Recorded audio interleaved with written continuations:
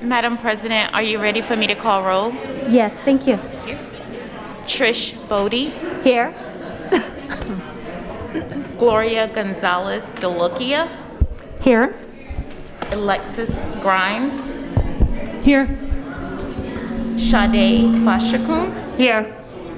Aaron Johnson, Here. Christine Maurer, Here. Anna Smith. Here. All right, it is 6:18 p.m. and I declare a quorum in order for our Leander ISD School Board meeting on January 27th. We will now proceed down our agenda to our next item, which is our opening ceremony, and we'll be led this evening in our Pledge of Allegiance from one of our students in our school. Before we stand, let me tell you a little bit about our student who will be leading us. Cadet Master Sergeant Austin Kuhn is the daughter of James and Becky Kuhn. Austin is a sophomore at Leander High School, where she is the support squadron commander in charge of personnel, logistics, and public affairs for 85 cadets in the Air Force Junior ROTC program. Austin is also the commander of the awareness presentation team and an integral part of the female PT team, which has 2 first-place finishes at competitions this year. After graduation, she plans to major in nuclear engineering at Texas A&M and then pursue a career in the Navy. Thank you so much for joining us and leading us in the pledge this evening.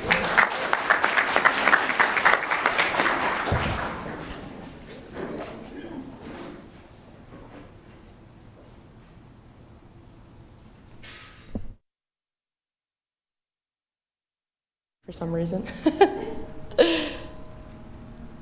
I pledge allegiance to the flag of the United States of America and to the republic for which it stands, one nation, under God, indivisible, with liberty and justice for all. Now the Texas flag. Honor the Texas flag. I pledge allegiance to thee, Texas, one state, under God, one and indivisible. Thank you. If you would join me in a moment of silence, please.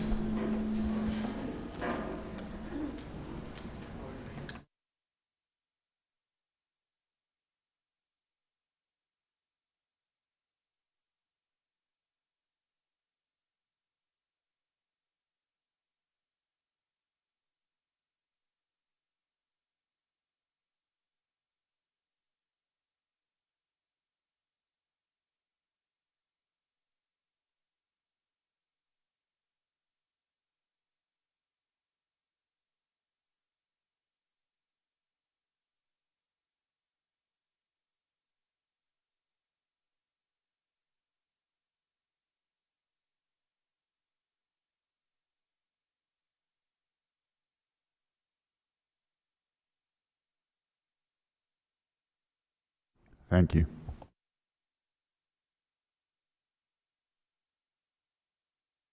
All right, we'll move to the next item on our agenda, Spotlight on Learning from Vista Ridge High School.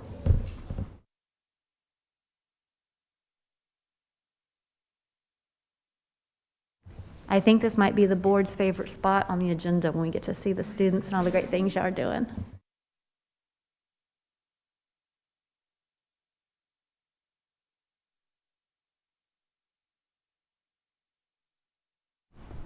Thank you. Do that again. So my name is Paul Johnson. I'm the proud principal of Vista Ridge High School. I've been principal there for 15 years. Tonight we're here to talk about our AVID program, kind of a spotlight on that. But I want to introduce, we have some people with us tonight. I'm allowing them to introduce themselves at this time.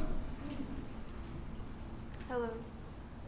Hello, my name is Devin Scassa. I am a senior at Vista Ridge High School, and I have been an AVID since 7th grade.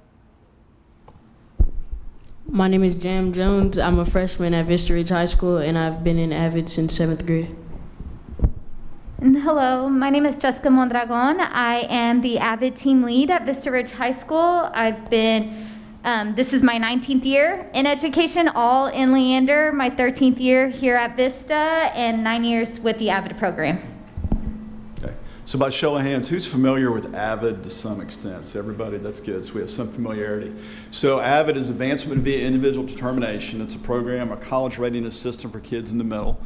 We've done AVID in this district since 2007, so it's been 15 years at Vista Ridge High School. I think I'm correct in saying that every secondary school has an AVID program. But what we're excited about is we've been an Avid demonstration school since 2014, which means that puts us in the top 1% of all schools in the United States. And Avid actually currently is, I think, every state in the United States, over 2 million students. And so it's a way for kids to make sure that they learn great organizational skills, that they learn how to work in tutorial groups together. Their college readiness is kind of instilled into them. And we're excited at Vista Ridge because we started with 2 sections in 2007, or 2 classes in 2007. Now we have 14 classes. We had 16 prior to COVID. COVID's had an impact on that. But the story is one of just kind of life change and sustained excellence over time. And so we went from 1 teacher to 6 teachers that teach it, and we're going to tell some of that story tonight. And also we have a big event on February 17th where we get revalidated, and that's a process that occurs every 3 years. So we did that in 2014, 2017, and now we're back to do that again. So I think you guys are invited to come out that morning if you want to and kind of see the great things that go on. But don't want to hear it from me. It's better if it's heard from our students. So I'm going to invite Jam, to kind of talk a little bit about his experience. Jam. I've been in Avid since 7th grade, and it's really helped me transform into high school by having a place to stay and feel comfortable with my teacher, Miss Kellner, providing a home, like a family at school, and me being a student athlete. I play football and basketball. It's helping me stay organized with the binders, the tutorial request forms, and the planners. And me being an athlete, I don't really have as much time as other students, and it helps me be successful because it gives me extra time to work on stuff that I don't, because I don't have the extra time to. And yeah.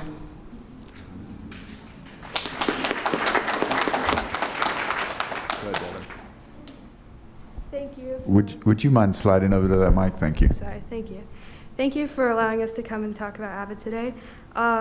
When I started Avid around 7th grade, college wasn't even on my thoughts at all. But what Avid did was they put college on the map and a clear path in order to get there. In middle school, just like Jan said, it kind of built your foundation for how to actually build off of real education with your notes, planner, binder, exactly as he was discussing. After we had that foundation moving into high school, between 9th and 11th grade, we deciphered who we really were. We enriched our education through community service, learning how to take tests, interview tactics, and asking for letters of recommendation, building our college portfolio. This kind of, in the process, you've really built a family and a support system between me and the other students. And now that we have everything ready, it made senior year so much easier, and we had a real big advantage against everyone. And we helped our peers through the process as well. With everything prepared, now all that left is to choose what college we want to go to and what our future is. So where are you going, Devin? Tell us how many colleges you got accepted to and where are you going to go? Yes, I applied to 4 colleges. I have been accepted into 4, and right now I am choosing between Abilene Christian University and A&M Corpus Christi.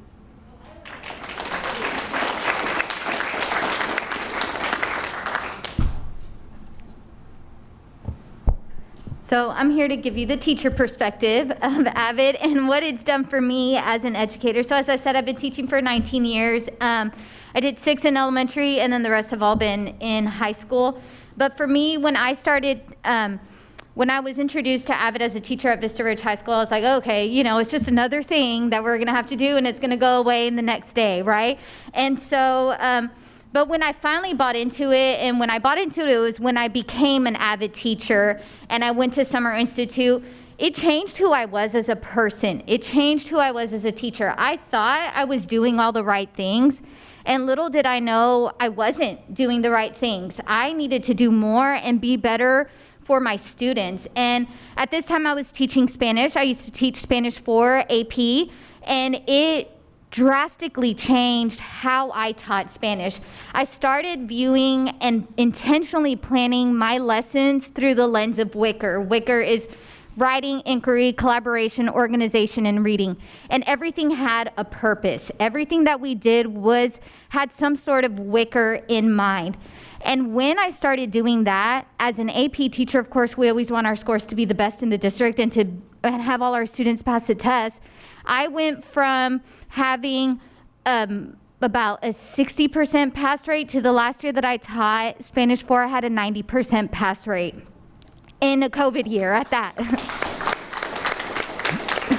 And that is not because of me, but it's because of what Avid taught me. Now, while I was teaching Spanish 4, I was obviously also teaching Avid, and seeing what Avid did for these students. It took students who would come and tell me, I never thought I was going to go to college. I didn't think I was going to college. My mom didn't go to college. My dad didn't go to college. We don't have enough money to go to college.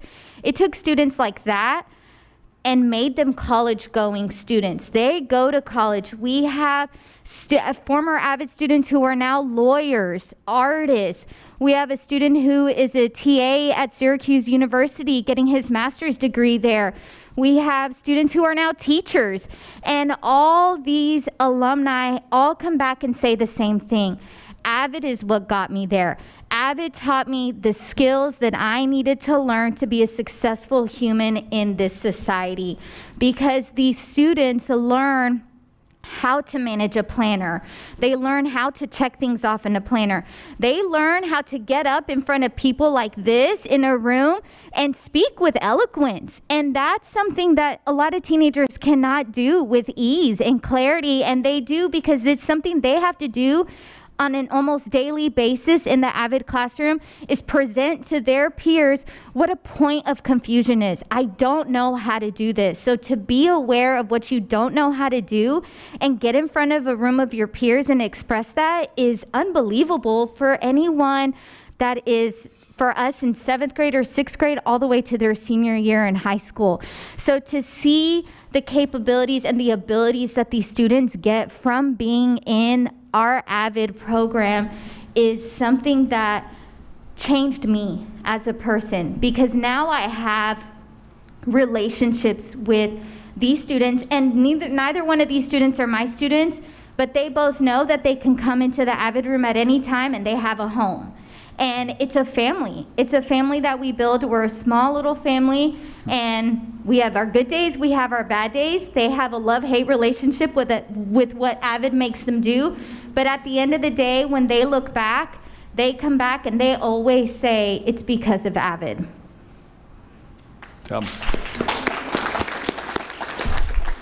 Jessica is passionate. And we love that. That passion kind of infectious, right? And so, last year we had 67 seniors, 66 of whom were accepted to four-year schools and received and were awarded over $5 million in scholarships, right? So it is about, first-generation college students, historically underrepresented groups, or just kids that have the individual determination to say, I want to do that and do what it takes to kind of be the best version of myself and have options when I graduate high school. So anyway, the 17th of February, we have a big day. I think you guys are invited to that in the morning if you want to come out and celebrate with us. And if you guys have any questions, I don't know if we have time or if we're done with our time, but if you have questions, we're happy to. I have questions. Well, thank you very much. We're going to have to follow up with questions, though, later off, because for agenda, we're only posted for recognition. So not discussion. We can just recognize y'all, but we'll do discussion. Don't worry, we're going to reach out to y'all afterwards. Thank y'all so much. We are, the whole board, we're so excited to hear that and have y'all come out. Thank you, thank you, thank you. Okay. Thank you. Thank you. Go Rangers.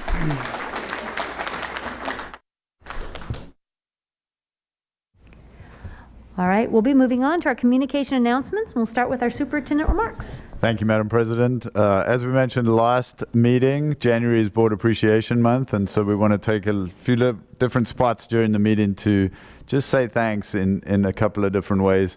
You have some things at your table. You have some notes from students, a couple of bags and things from campuses, and there's a couple of things in the back room as well for you. So just a tiny little piece of appreciation just to make sure that you know that we see you, we recognize you, and we thank you for your incredible service to the children of our community and to the families of our community. As part of that appreciation, we have just a quick short video that we'd like for you to watch. I want to learn. To teach. To be healthy. To serve. but I can't do it alone. That's why I'm grateful. Thankful. I appreciate the support The guidance our Leander ISD School Board of Trustees has given us. Because of our board, I know when to drop off and pick up my kids. I get to teach these 3-year-olds attending our early childhood program. I can get to know the families zoned to the school that I'm opening this fall. Our campus received beautiful renovations and much needed repairs after the winter storm. I am at the heart of my school district's vision and mission. I have better methods to support students' social and emotional well-being. I have new guidelines to help keep my students physically active and make healthy choices. Thanks to their work at the state capitol, details about me have better protection. With an approved budget, I can continue to provide for my family.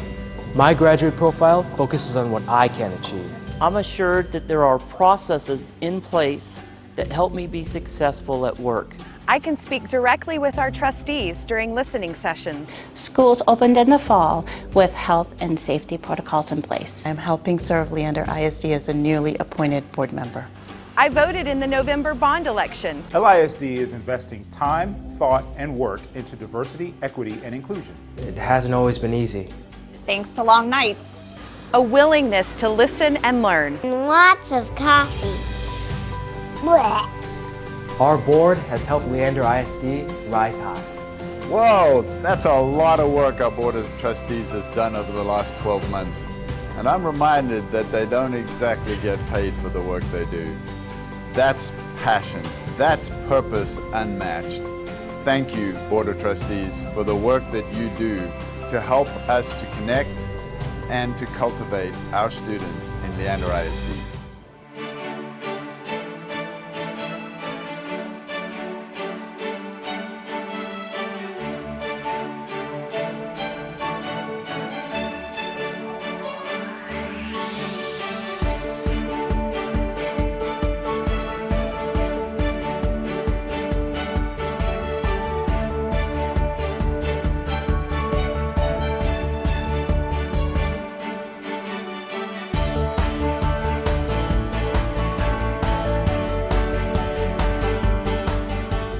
Thank you, Board of Trustees. We really appreciate you.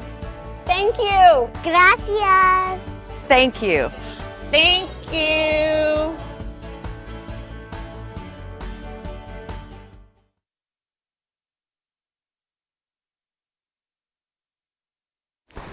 And I'll leave it at that. Thank you very much, Dr. Gehring. We'll move on to our board member remarks. I hope everyone is ready for the Leaf Gala this Saturday. Make sure I got my galas right. It's this Saturday. There's tickets still available if you're interested in attending. I hope to see some of my trustees there and we can get a selfie. And then last Wednesday, it's been a long 2 weeks, Trish and Sade and Dr. Gehring and I attended the TASB grassroots meeting. And I'm happy to say I was elected as an alternate for the Legislative Action Committee for TASB for Region 13. And Trish, I'll let her do her thing. But the other positive thing is I won a $500 scholarship for one of our Leander ISD students. So I'm working with Steve Clark now to figure out how we can ensure that every student in Leander ISD has access to the scholarship. So it was a really awesome night listening to fellow trustees around Central Texas, finding solutions on what can we do for staff retention, special education, allotment funding, and the big topic, what does school look like after COVID? And so good discussions, and I'll let Trish take over what else we talked about there, and that's it. I guess everybody's looking at me. I'll go ahead and wrap up. I also was just blown away by the amount of trustee engagement and discussion on what can we do. Workforce was, of course, at the heart of discussions, as well as for our students. What can we do to help prepare our students moving forward? The world looks different now. Workforce needs for not only teachers, but students, CRM, career military readiness. So it was really good discussions. I was also elected as a LAC member for our Region 13. I'm currently the legislative committee person for TASB, but for Region 13, it'll be LAC. And so what happens is after all this discussion happens from trustees from Region 13, we talk about the things that we need in our district to help support our students, our staff, and then we make a list, and then it goes to all the regions, and then that's where the LACs and the alternates will go and say, okay, now we need to narrow this down, because we can't go advocate for like 350 items, so we could. But it was a really good discussions. Yes. Yeah. I forgot to add, we had our very first long-range facility committee. I know it's a big topic with our community right now, and I was very impressed with my fellow board members and the conversations we had. And just so y'all know, to the board, we'll be bringing those conversations to y'all so we can have that discussion in the public. And it was a very good, I thought, conversation for the future of LISD in regards to facility and zoning. And in honor of Board Recognition Month, I would like to thank y'all all. These meetings do get late. You have to be passionate about kids in our district to be here all hours of the night without pay like y'all do. And I'm so honored to serve on a board with y'all, so thank you. I was just going to follow up on the CFAC. We did meet Tuesday night, and so we had some really good, exciting conversations.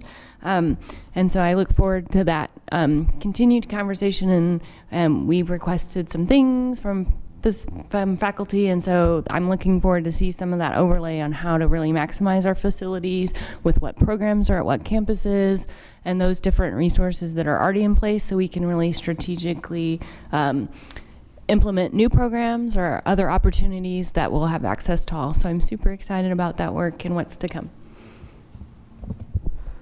I'm glad y'all both mentioned that. I knew that y'all just met, and I love that we have that committee, because that committee and the work that that committee does impacts so much of everything that we're doing here.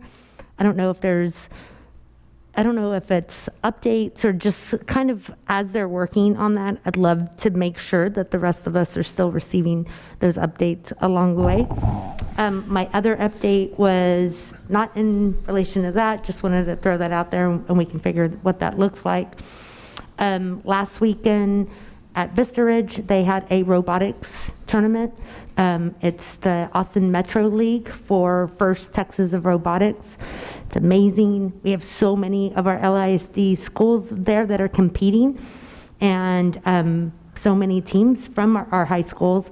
They also have the AML League Championships that are coming up in a few weeks at Vandergrift, and would love to just have people out there to kind of see what that looks like, what it looks like to build a robot, and what it looks like I think it's great to have little ones there to see what that looks like at high school level. We always need volunteers, people to check in robots, and that's like measuring, making sure they're meeting the requirements, and then also referees where you're keeping track of points and stuff. It's just a really fun way to either go and volunteer or just sit in the bleachers and cheer on a bunch of robots. Just a quick additional comment based on Gloria's request. We did talk in our planning meeting about the importance of continuing to communicate with the board and the community about those conversations. Roughly, our plan is a monthly update. Will depend on staff a good bit, I think, to help us do that, but we want to make sure that we keep everybody apprised of our discussions and some of the important questions we're asking and those sorts of things. I got to attend Legally Blonde at Vista Ridge last weekend. It was fabulous. So I just want to give a shout out to all of the fine arts departments that did all of their shows.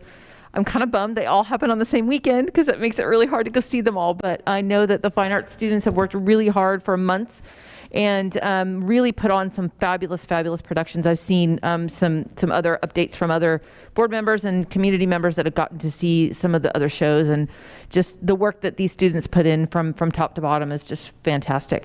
One other little update from me is that I had signed up to judge the science fair at Vista Ridge. I did it for my other two. I had to do it for my freshmen. And then they went virtual kind of at the last minute, but those kids pivoted and did fabulous. I got to judge computer hardware, which I wasn't really sure exactly what I was listening to. However, they knew what they were talking about. So the amount of work and the amount of knowledge that these 14 and 15-year-old kids managed to not only just switch from doing a a board, right? A hardcore, hard copy board, to then pivoting and doing it electronically and then making a video to talk about what they did. Amazing. So really thrilled with that. I think Vista Ridge, I talked to Mr. Johnson earlier, had 60 students that are now moving on to the regional science fair. So that's fabulous. So just kudos to them. They're doing a great job. And yeah, that's it for me. Thanks. So I was at Legally Blonde too, and it was excellent. And then I was at Cedar Park High School Spoil Rotten, and it was excellent. But Rouse High School is this weekend. So I'm going to go to Hunchback of Notre Dame tomorrow night. All right, thank you all so much. Also, board members, we always appreciate it when our locally elected, our state elected officials, local and state, come and visit us. We do have Representative Goodwin who came to be at our board meeting tonight, so thank you very much, Representative Goodwin. As you know, we have several representatives, a couple senators. If you want to find out who all of our representatives are and senators are, please do not hesitate to go look at our Leander ISD legislative page, and there'll be more details there. All right. Without further ado, we can move on to our citizen comments. I have to smile to myself a bit when I get to this portion of the agenda, because some of us know this by heart. It's not a back and forth discussion when we get to citizen comments. I will say there are other ways that you can communicate with the board, whether that'll be a listening session, emails, reaching out to us, there's other discussions there of other ways we can continue to be available, but trustees do want to hear from you. This is not the part, though, where we can talk back with you. So during citizen comments, please know that this agenda time is set aside for during this meeting so we can hear from our community. But we are hearing from our community in other ways, and I'll continue to encourage outreach. We are restricted in the ways we can interact with you during this portion of the meeting per our board operating procedures and policy BED local, which states the board shall not deliberate or make decisions regarding any subject that is not on the posted agenda. Therefore, please note this format's not a conversation, not a back and forth discussion. We'll ask your comments respect that limitation. And as such, please refrain from directing comments about an individual by name who would not be able to respond. Our board operating procedures enumerates further requests, but I'll sum up by saying we encourage polite and professional conduct. We ask that the audience and those participating help us maintain decorum of the meeting. And as such, there should be no outburst or verbal demonstrations during citizen comments. Each speaker will have up to 1.5 minutes, and it is my intention that we respect and honor each speaker's time. I will be calling you up by number, and we will begin with speaker number 2. Also know when you get up here to please direct, it says speaker number 1. There we go. Just making sure you're listening. We're gonna, but please remember, put your remarks to us at the board, and when the timer hits 0, conclude your remarks because they will cut off the mic. So thank you so much. Thank you for letting me speak tonight, and good evening, Board of Trustees and Dr. Gearing. Thank you all for what you do for our community and for our kids. At the last board meeting, you heard me speak about representing Treviso, and since that time, we have shown up as a neighborhood to the board cafe, and we've done a coordinated email campaign. So I hope that you're hearing from us and you're hearing our concerns. Tonight you'll hear from another contingent of Treviso residents. We've actually have speaker spots 1 through 6. I'm quite excited about that. We're wearing the color red, not because we're angry, but because we're passionate about getting a bond election passed for all of Leander. I have 3 requests for you. Please have the courage to call for a bond election this year. I know that we need to take time to ask for input from the bond committee and the rest of the community, and I know it takes time from staff, but please consider calling it either in May or in November. I think November is more likely. I know it's a scary time with the midterms, with 5 trustees up for election, but please have the courage to do so. I can assure you that people are watching, and this time will be different.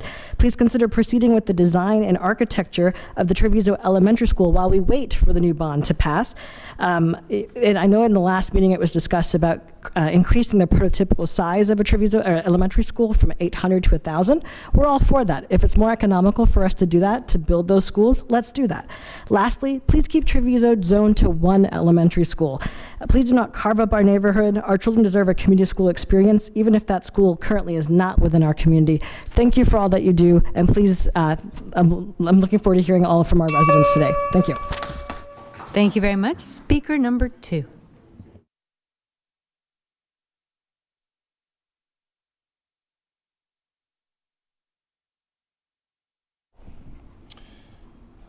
Hi, everyone. My name is John Williams, and I'm here to represent the Treviso neighborhood. First off, thank you for the selfless work you do for our community. We know that the problems you are tasked with solving in education are not trivial and are exacerbated with the growth and change we are seeing in the LASD area. I did vote in this year's election and voted for all 3 proposed bonds. However, many of our neighbors did not vote due to lack of awareness of what this bond meant for our neighborhood. I moved to Treviso in 2015 in hopes that our children would have a neighborhood elementary school to attend. I have 2 daughters, ages 2 and 4. My oldest will be entering kindergarten for the 2023 school year. Treviso Elementary has been delayed for various reasons ever since we moved here. While some unforeseen delay and ever-changing demographer reports are certainly understandable, our time is running out to make choices about which school system our children will attend. My personal motivations to be here tonight are a sense of community and safety. Continuing to have hundreds of children bust on our dangerous roads, our dangerous section of 1431 daily is frustrating when the reality of a neighborhood school within walking distance of our home is 200 votes short of fruition. Also, as I'm sure you're aware, studies have shown that having a community school leads to better academic outcomes in addition to the personal relationships we all hope for. I implore the board to call for another bond election this November. I assure you that our organized group of parents and neighbors will educate and encourage others to show up and vote in favor of this great benefit to our community. Thank you. Thank you. Speaker number 3.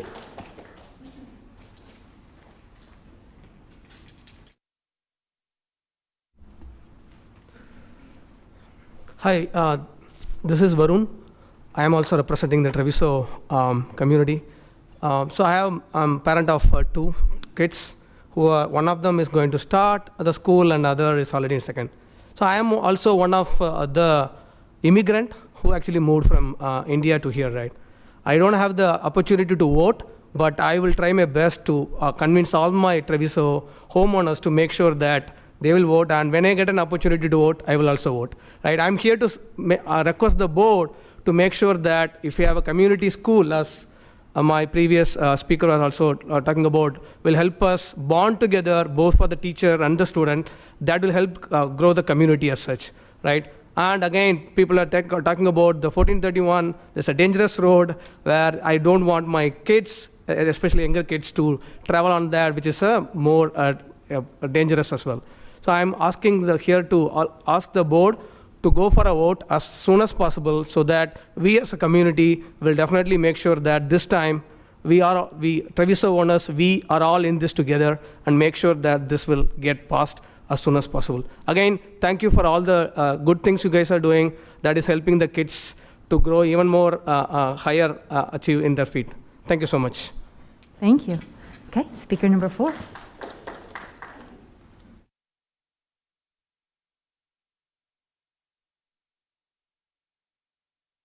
Hello everyone. Thank you for everything all you guys have been doing to keep the boat afloat. I'm Sarah Raja and this is my daughter. We're residents of Treviso.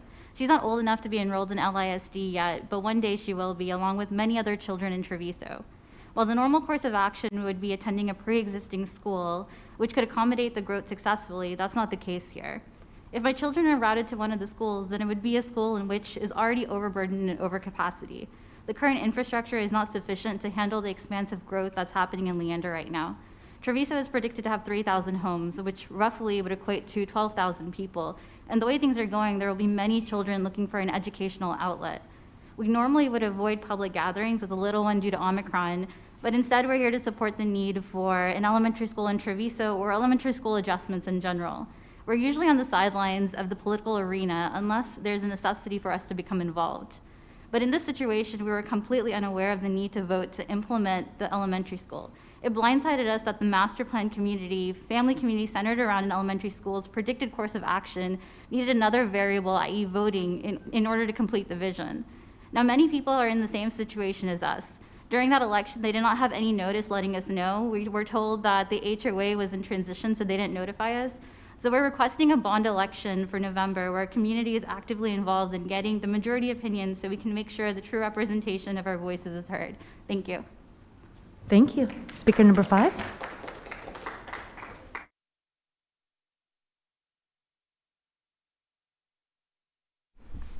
Good evening, board members and Dr. Gearing. Growth requires infrastructure. Building an elementary school in Treviso is a necessary infrastructure a developing neighborhood in an ever-growing district needs.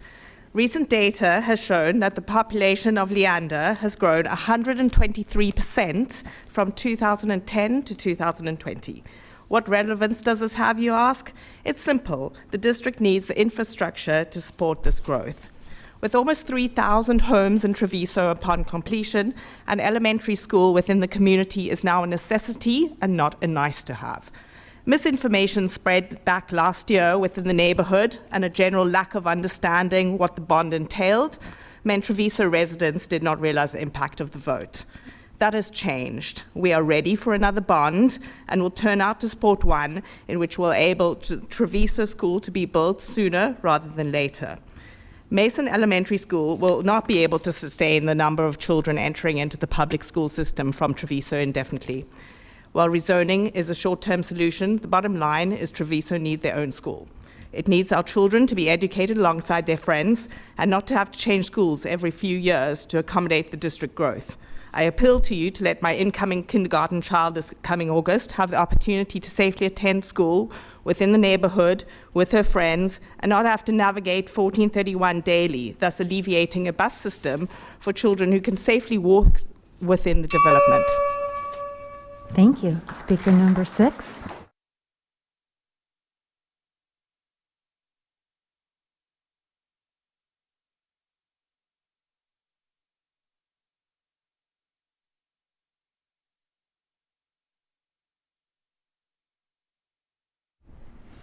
Hello, everybody.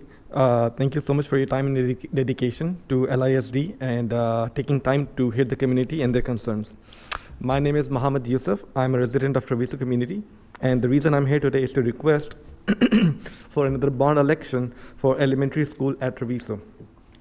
I have 3 kids, 6-year-old, 3-year-old, and 6 months old. When I moved to the community 7 months ago, or 5 months ago, it wasn't easy, and the hope that the school will build in that community was definitely crucial. And I was completely unaware of the previous bond election that failed by only close to 200 votes, and I didn't vote even though I could, but because of the baby and everything that was going on, that was crazy, I missed voting for it as well. Treviso is a community of 1,500 homes right now, and it will grow a lot more in the next 7 to 8 years. It is filled with a lot of elementary-aged kids and a lot of babies, and trust me, it's not stopping. So I request you to keep the community together by building an elementary school there so that the community stays together, the kids stays together, and everybody will be happy. I want to humbly request for another bond election as soon as possible, and in the meanwhile, start the designing and architecture for Treviso Elementary School. Thank you so much. Thank you. Speaker number 8. Speaker number 9.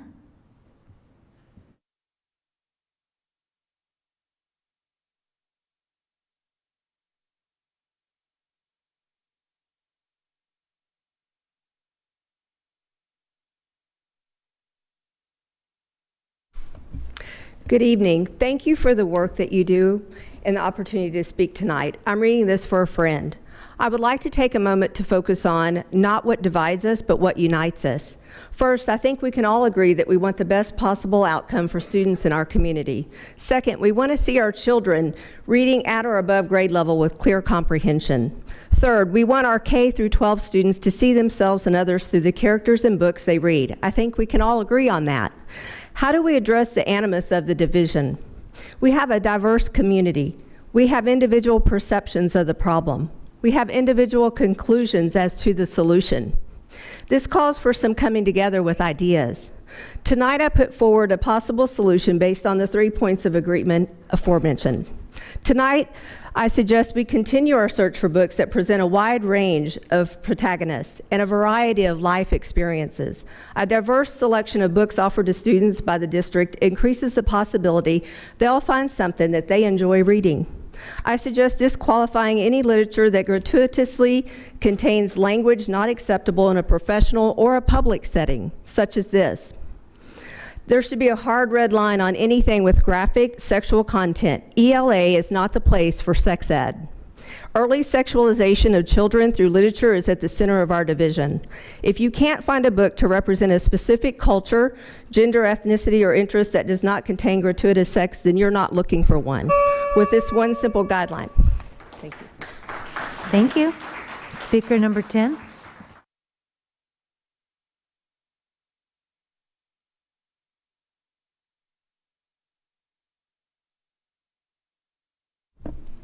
Good evening. My name is Delmar Lytle, and I am a resident of Treviso. When we were looking, one of the criteria we gave our realtor was to be within the limits of LISD. My wife and I are both products of the public education system, and our 2 daughters wanted to have that shared experience. We settled on Treviso because of the small town feel and the promise of an elementary school. My hometown in Illinois has a population of 12,000. We had 5 elementary schools, and I attended one of them through pre-K all the way through 6th grade. Our classes were small and we knew each other. I didn't realize growing up how fortunate and how blessed I was to have that experience. Countless studies have shown that having a neighborhood school increases academic performance, parent participation, and sense a stronger community, something we desperately need now in 2022. Treviso is the size of my hometown, and we had 5 elementary schools. I am asking that you please call for another bond, preferably this November election, to help with the turnout. I promise you that what happened before would not happen again. I do not want my 4-year-old and 6-year-old daughters not to go to the same school with the kids they play down the street with every single day. Thank you for your time. Thank you. Speaker number 11.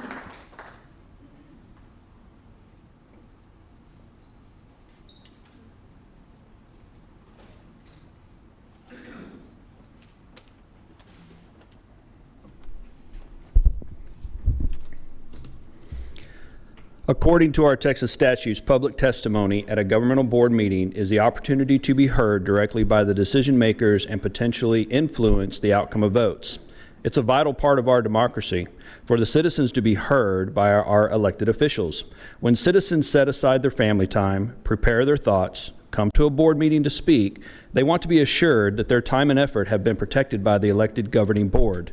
At the last 3 board meetings, there have been over 30 people each time to sign up for public testimony that caused the reduction of individual testimony time down to 1.5 minutes due to the new board policy.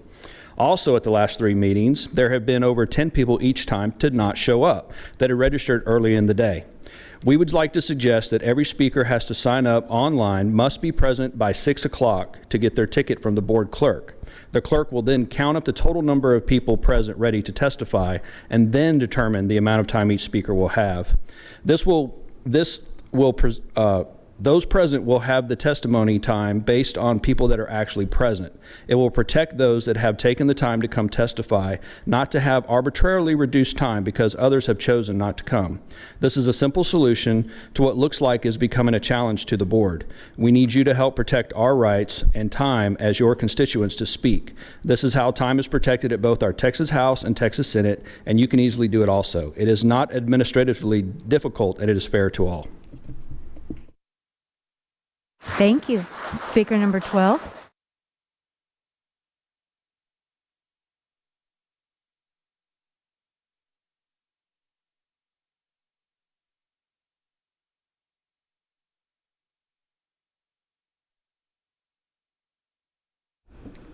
Trust, a simple syllable word that for reasons unknown have eluded the board and the district leadership. Here are just a few reasons why the lack of trust still exists. 1, you have not condemned the graphic sexualized content in curriculum and reading materials. 2, the district went to great lengths via district videos and news interviews, falsely stating that materials had been removed when it had not. 3, a steady flood of anonymous teacher letters revealing concern for academic development for students and divisive work environment created by leadership. 4, the refusal to acknowledge obvious social agendas woven into the district via curriculum and policies. 5, trainings provided by district counselors that usurp parental rights by encouraging teachers to withhold information from parents. 6, forming endless and ineffective committees that waste the time of parents and staff.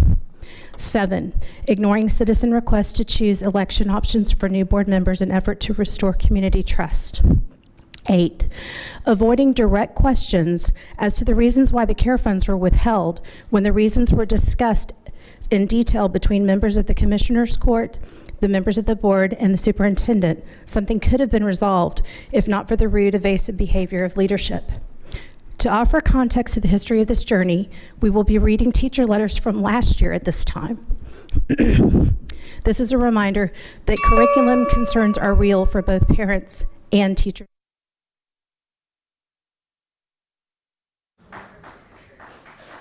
Thank you. Speaker number 13.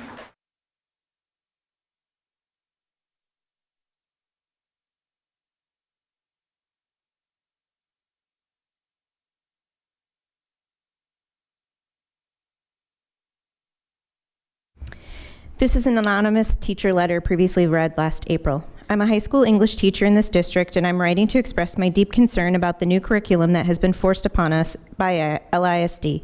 My first concern is the problem of the book club books and the books in our classroom libraries. While many of them are frankly pornographic and should be removed, which by the way they haven't been, they are still sitting in my classroom, the larger problem is the literary quality of the books themselves. The book club books are written at a 7th grade level at best and no literary value. They are poorly written and do not lend themselves to teaching critical thinking, style, or universal themes. They are simply trade books for entertainment. The only thing they do is expose kids to different voices, which is not in the TEKS. As well, I cannot see most of these books appealing to my students. In the classroom libraries, we're supposed to instill a love of reading into our students. These books were supposed to be fun, engaging literature. This was, of course, hijacked by Jennifer Abramson and Cody Edwards, who turned this goal into a progressive indoctrination process with books like How I Protest, a 3rd grade level picture book still sitting in my classroom. We had no input on the selection process and didn't even know what books we'd get until they arrived in the boxes. My second concern is the curriculum itself. It has an aggressive progressive agenda. While our units of study used to be divided into such titles as the essay writing process and writing the research paper, they're now identity, community, and activism. We used to be skilled-based, but now we are ideology-based. My biggest concern, this will be continued with the next reader. Thank you. Speaker number 14.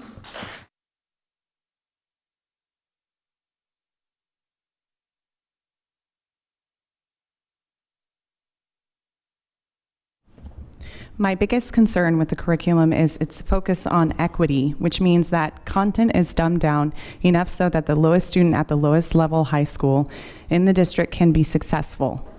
For instance, according to our new curriculum, the 10th grade major grade assignment for the spring book club unit is for the students to draw 4 cartoon panes depicting the theme of the graphic novel they read.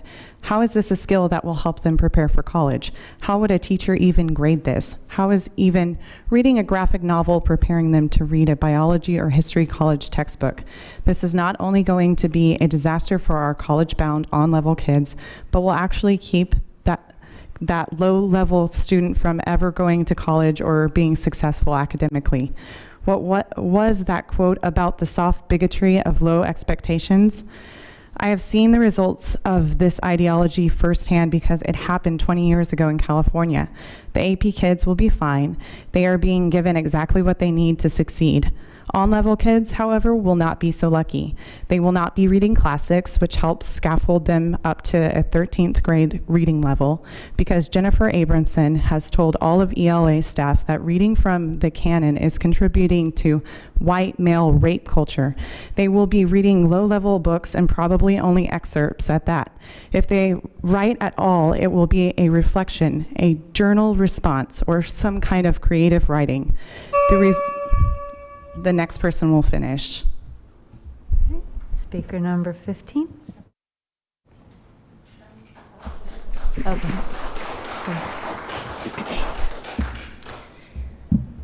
The result of this ideology in California at the community college level was the necessary development of a 3-semester deep reading program, because high school students were coming in with a 7th grade reading level, and a 3-semester deep writing program because students were not taught grammar or how to write an essay. At the four-year college level, students were coming in with an A average but not having the skills to succeed. The colleges finally gave incoming students 2 semesters to pass basic reading and writing competency or be kicked out of the college.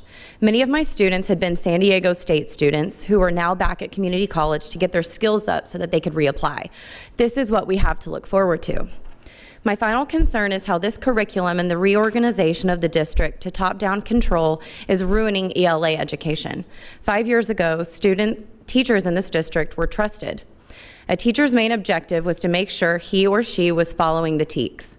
Then PLCs were created and everyone on the team was supposed to be in lockstep. All assignments were supposed to be the same and be given at the same time. This began hurting a teacher's ability to be flexible to the needs of his or her students. If the students didn't understand a concept, the teacher now had to move on anyway in order to stay with the team schedule. Next came the removal of control of the units of study from the team leads. As a collective group, the team leads across the district decided what our units would cover, how they would fit with the TEKS, and what order they would be presented in. The next speaker will finish this letter.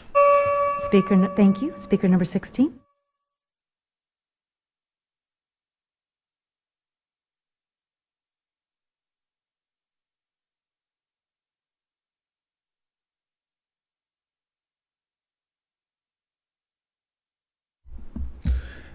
Now a curriculum has been created for the entire district, which is not just units of study, but actual lesson plans with assignments we are required to follow. Where before we were expected to follow the TEKS, but could have creative freedom as long as our students learned the expected skills, now our jobs are defined by adherence to the district curriculum verbatim and not deviating from our teams. Refusing to comply could very well mean losing our jobs. This is just such a disturbing curriculum on so many levels that literally all of the junior and senior English teachers at my high school have refused to teach it. 2 of them have not even opened the boxes of books. We have done that quietly, and it's been accepted by the administration this year because of COVID and virtual learning, but it will not be the case next year. I dearly love my school, my students, and my fellow educators.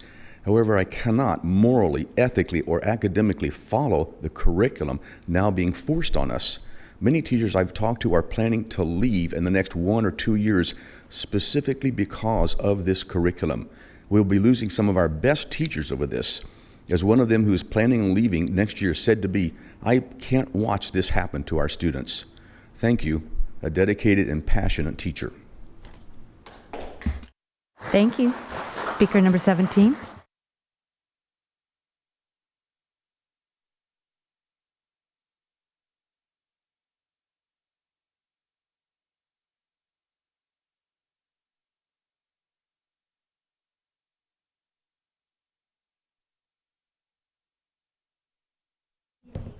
I'm sorry, we're going to start your time over again. If you'll press the button we just want to make sure we hear you. I pushed the wrong button. No worries. All right. Good evening, I'm Mrs. Pogson. Here's a summary of events. With 90 more seconds, I could provide the supporting evidence. November 2020, the community calls for the district to remove harmful books that are accessible to minor children. March 2021, Dr. Gearing and Dr. Bentz agree there is a problem and claim to own their mistake. CACAC is formed, EF Local is updated, 11 harmful books are removed from book club, but remain accessible in teachers, classroom, campus, and digital libraries. December 2021, Williamson County Commissioner's Court asks the district why the books are still available to the children. Dr. Gearing yells at the judge and tells him we cannot remove the books from the library without following the district's process, a process that 1, does not exist, and 2, isn't needed. The court asked Dr. Gearing to show that he is following their own process to review their own list of 11 books that are unfit for book club. Dr. Gearing presents an ad hoc process which puts the onus on the parents and leaves the final decision to a stacked committee. When 7 of the 9 members of the committee are staff and the meeting is facilitated by senior administrators, I call that stacked. EF Legal gives you discretion, no process needed. EFB Legal mandates that you advocate for and protect age-protected appropriate principles for intellectual freedom. It's mandated by law and the onus is on you. Thank you. Speaker number 18.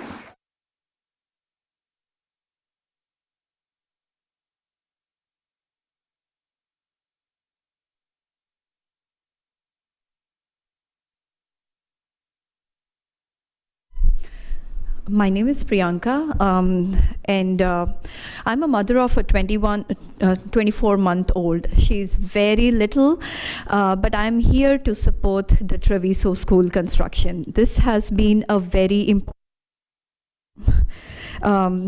So the very choice of buying a home in Treviso was the idea of a walking distance school. I have grown up in an environment back in India where we were people from different backgrounds. I have my best friend from 24 different languages back in India. So I really enjoyed walking with them, talking on my way to the school, biking to the school, and how culturally rich I have grown into a person, like an overall personality.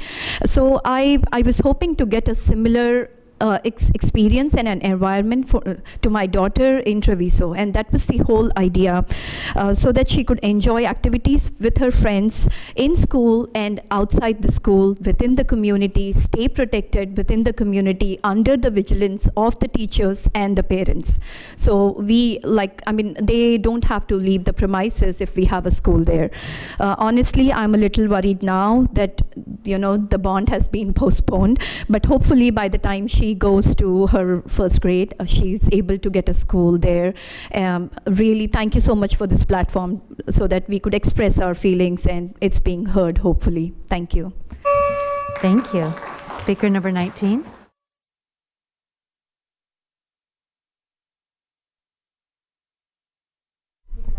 Speaker 19. Oh.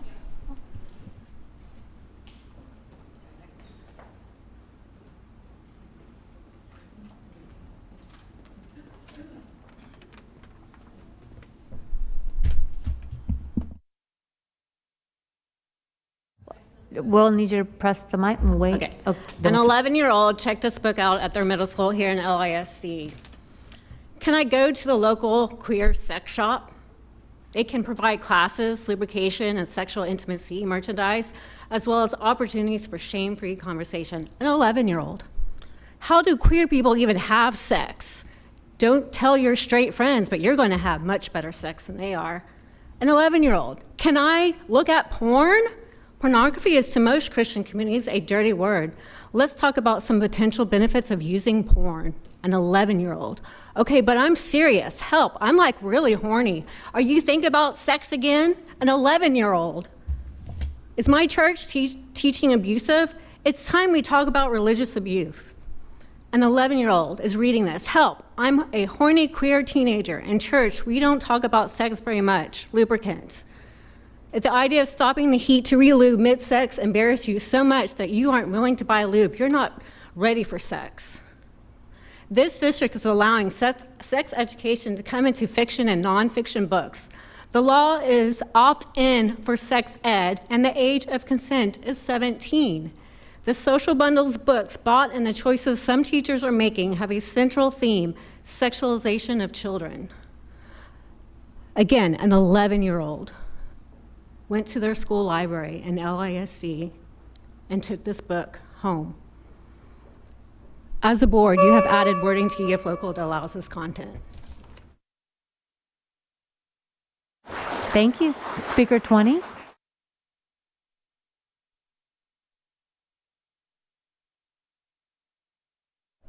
Good evening. Thank you for letting me have this opportunity to speak here and voice my concern. I'm a resident of Treviso, a mom of 3 elementary age kids, and I'm here to talk about the Proposition A and the failure to issue the bond. I'm from the new section of the Treviso community, and believe it or not, we've all just moved in about 6 to 9 months ago. So we're settling in, we have young kids, and we weren't aware of this bond. In my street itself, we have 60% of families that have elementary age kids that are currently elementary age or will be in the next 2 years. That's around 11 kids. So you can extrapolate that to around 3,000 families in the future of Treviso community and see how many elementary age kids there are going to be. Like me, these families moved to this area with the expectation of having an elementary school close by in the neighborhood where they could have friends in school and the similar friends in the neighborhood as well. A school in our neighborhood would serve as a hub or a heart of our community. Many communities of this size around Texas has a school within their community. A school would benefit the community by being a center for learning opportunities, social services, youth, community programs, and many after-school activities. More importantly, having a school in the community can have a profound effect on a child's development, academically, socially, and emotionally. It strengthens the tie of parent, family, and school, and makes kids feel. Thank you. All right, speaker number 21.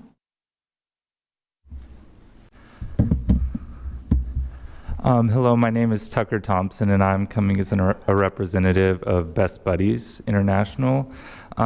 Best Buddies is a program that seeks to bridge the gap of development for kids with special needs and IDD. It's wonderful because it's a free program. I would be working directly with each of the schools in Leander ISD, and we just created our office in Central Texas. And I've received a ton of interest forms from parents in Leander ISD about starting chapters at the schools here. It's a wonderful opportunity to get kids involved with individuals, events, and opportunities that they wouldn't be able to before, and it's reminiscent of what AVID does, but instead for kids with IDD and special needs. We prioritize one-to-one friendships, leadership opportunities that helps kids learn how to do speaking events, organization, job planning, and then we also work with these kids as they graduate high school to find jobs that they are passionate about and that is not just surface level.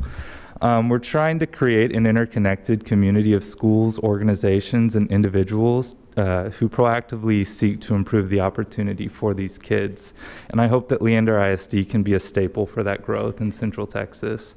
I wasn't able to submit any PDFs beforehand, but I did bring a business card for everyone, if I could just give that. And I would love to hear from y'all and love to have an information session for students, parents, and teachers. All right, thank you. Speaker number 22.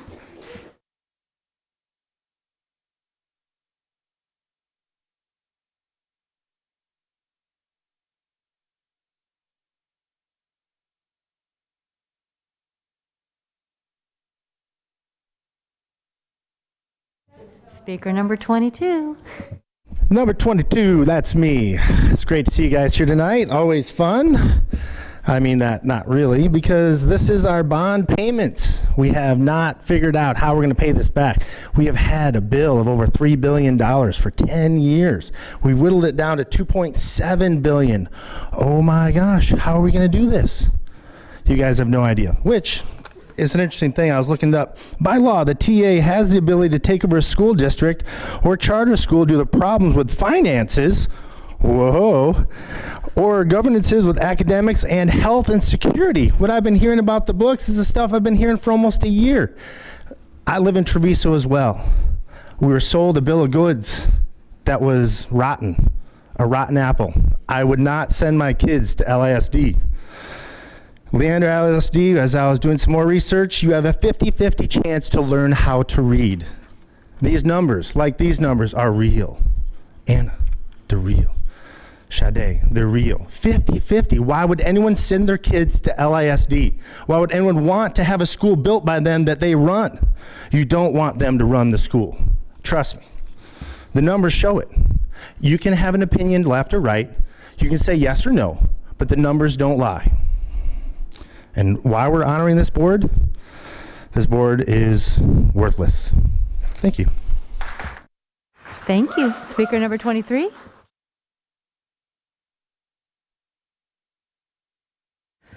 No on 23, 24.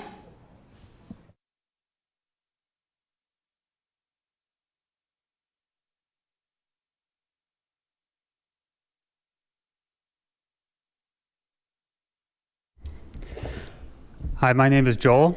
I'm a parent of two students in Leander ISD. I just want to say, I first want to thank you for your service and all that you do. You know, public education has really changed my life. My education has been from public schools. My mom was a teacher for public schools, and my 2 kids, again, are going here in Leander ISD. We came here because of its great reputation. So that's why it hurts me when I see LISD under attack. There are people actively trying to defund our schools. And how are they doing this? Through lies and misinformation. Why did the bond not get approved? Because of lies and misinformation that were spread. And what is going on? These are politically motivated to defund our schools. And when I think about what's happening when our schools get defunded, our teachers get defunded, our food nutrition services get defunded, our bus drivers get defunded. These are members of our community that are really struggling right now. Teachers are overworked, our staff is overworked right now, and really, we need to support them instead of attacking them.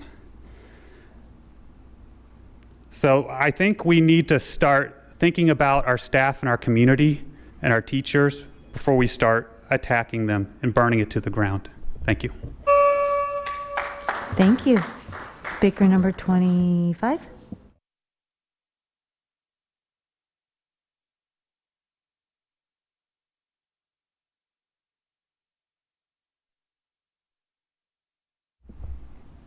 Okay.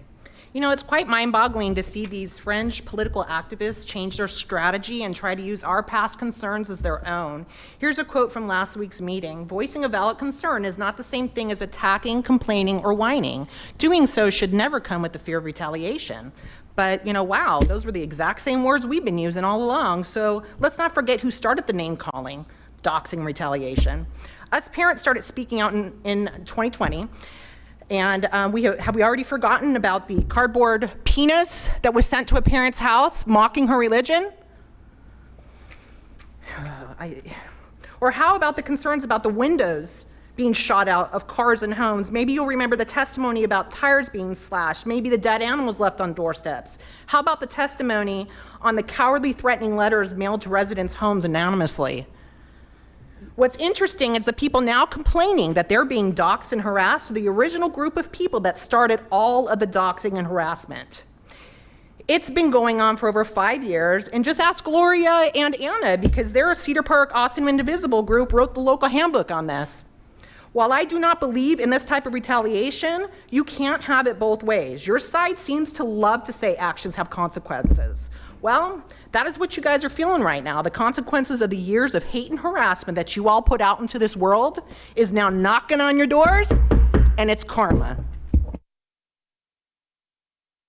Thank you. Speaker number 26.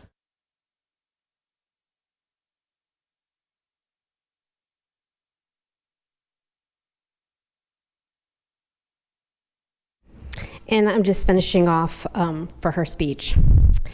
People like me who have been in the district since 2008 simply see the district heading in the wrong direction, which is very alarming, and this was one of the main reasons why we pulled our kids out of the district.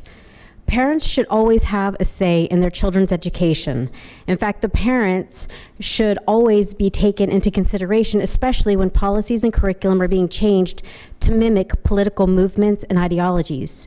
And just for the record, I want to boldly state, I do not hate teachers. It is quite the opposite. So who do each of you advocate for? You surely you didn't advocate for my children before I was forced to pull them out of the district. Anna, you ran on the slogan, advocate for all. But who are you kidding? You certainly do not represent me or my family, because in order to represent me and my family, you need to also advocate for me and my family, which you do not do. Is there anyone on this dais that actually represents all the children? Even the ones that have different values than yours or hold different political views? I pray that if only one thing comes out of me speaking tonight, it will be that people sitting in this room and the people listening at home will start waking up to what is actually happening in our schools and start standing up with us. United we stand, divided we fall. And this is my part. Just to let you know, sir, that bond does not pay the teachers' salaries. It said so right there. Thank you. Speaker number 27.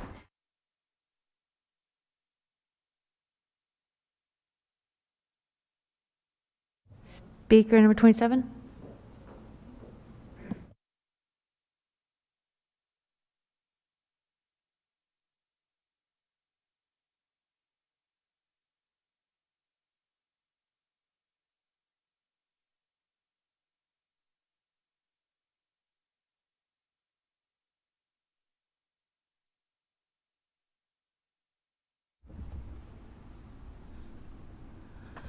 Watching live LISD board meetings, I noticed that those that support the sexually graphic books, be it teachers, administrators, or parents, attack white Christian parents as the ones against it.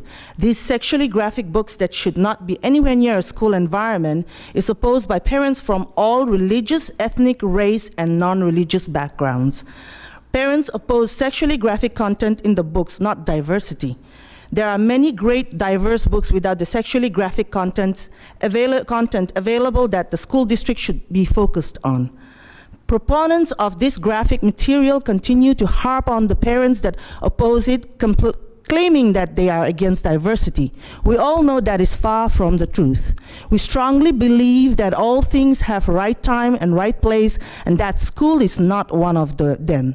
Although I'm not religious, I share the same moral values. Seeing the intolerance, narrow and small-minded views of the parents and teachers who attack Christian parents as the sole group against this sexually graphic books is very disturbing and is false. We do not need extremists and biased administrators, teachers, counselors to be teaching our kids. We need people, regardless of their personal beliefs and viewpoints, to be professional while in a school environment and teach with a balanced approach. In the last meeting, a parent referred to parents as customers. Parents are not customers, but investors. They have invested in the public schools, so they own and have vested interest in them. Thank you. Speaker number 27.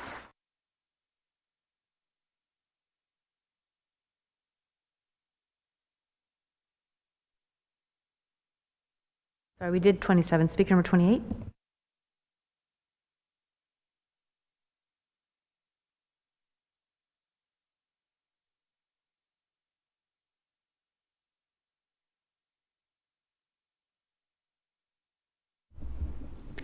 Children at Wiley Middle School can pick up the library book Queerfully and Wonderfully Made without parental consent or a sex ed opt-out form. In chapter Can I Look at Porn? Some people use porn as a way of exploring their own sexuality. Others view porn with other romantic partners. They view porn as a way to explore sexuality safely and without harming someone else, depending on the kind of porn you're endorsing. And others, well, to be blunt, they just want to get off. Other chapters would be, okay, but I'm horny, but I'm serious, help. I'm like really horny, help. I'm a horny queer teenager.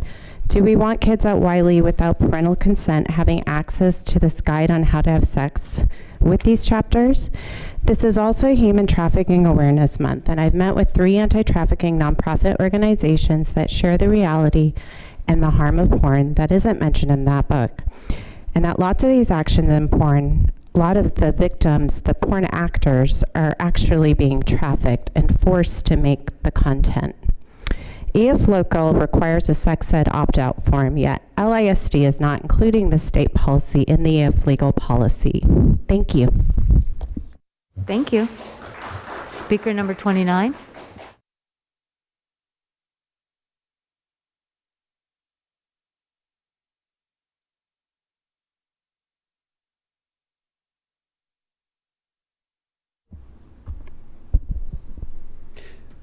My topic tonight is diversity, equity, and inclusion. I'm going to use my very brief 90 seconds to try to be very succinct with one key point. My attire tonight is part of my presentation. If you can't read it, my hat says Trump 2020, Make America, Keep America Great. My shirt says Jesus is my savior, Trump is my president. If you've known me for more than a week, you know that I believe both of these things with all of my heart, all of my passion. Here's my point about diversity, equity, and inclusion. I've been in the school district for a decade and a half, very active in schools in the school district. I would never wear this at school. That's not why I'm going there. But the same is not true for many people and many things that are in this district. I see it when I'm there. I see it on the walls. I see it in the way people conduct themselves. I see it in the way the curriculum is discussed. Diversity, equity, and inclusion means everyone. To close out my point, I'm going to go back and refer to a very famous cultural icon from 40 years ago. If you don't know it, ask somebody about it. It says, "You, stand still, laddie. If you don't teach your meat, you can't have any pudding. How can you have any pudding if you don't teach your meat?" We don't need no education. We don't need no thought control. The dark sarcasm in the classroom, teachers leave our kids alone. Thank you. Speaker number 30.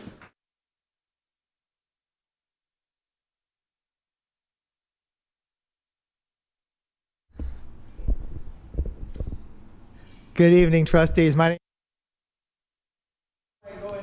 You need to do your mic again somehow. is it on now? Okay. Good evening, trustees. My name is Mike Sanders, and before I go into what I came to talk about, I'd like to first of all say that I want to support these folks from Treviso that have come saying that they would like to see a school built in their neighborhood. It is a huge neighborhood. It doesn't take $750 million to build an elementary school in Treviso. It takes 20 times less than that amount of money. All right, so don't deceive these folks, right? You have the money available to you right now. If you want to build a school in Treviso, nothing is holding you back. You have the funds available to you right now. Do it. Now to go on to what I came here to speak about. I came here to say thank you to Trustee Aaron Johnson for what your comments in the last meeting when you asked the superintendent to give an accounting for the CARES money that has been offered to our district, but is contingent on these 11 books being removed from the classrooms. The president, Trish Bodie, shut you down, wouldn't let you talk to him about that. The whole purpose of this board, one main purpose for you folks being here, is to hold the superintendent accountable and to give oversight to the superintendent. If you're not willing to do it, at least one of you is willing to do it. If the rest of you aren't willing to do your job, then what are you doing here? Thank you. Speaker number 31.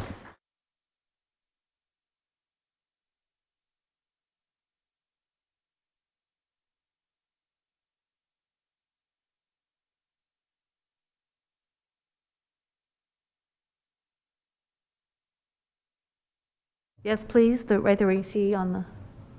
There we go. Actually, if I could read. Evening, neighbors and the board. How are you? So let me start here because I want to get this out of my system. So, Gloria, this is what you said in the Texas scorecard in the January 18th edition. All right, there's an article to this effect. This is regarding removing sexually graphic and suggestive materials from our libraries. All right. This is a quote.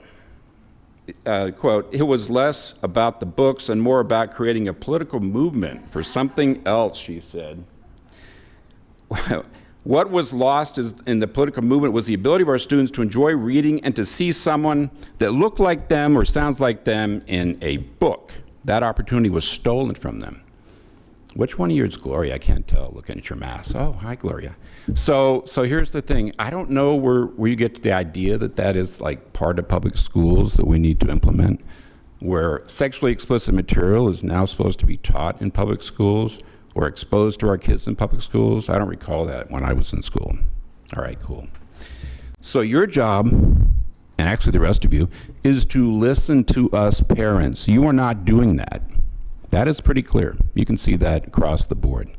Also, your guy, I don't know where he is, superintendent, is also hard of hearing. You are supposed to take policies from listening and make policies from listening to the parents and implement them and then follow. Thank you. Speaker number 30, Trish. Oh, we have Trish. Before we can do, I have two people coming to the podium. I was going to let you know, I think he was 32, and I don't know if we got 31. 31. So, I'm sorry. So, are you 31? Oh. Oh. come on up, 32 then.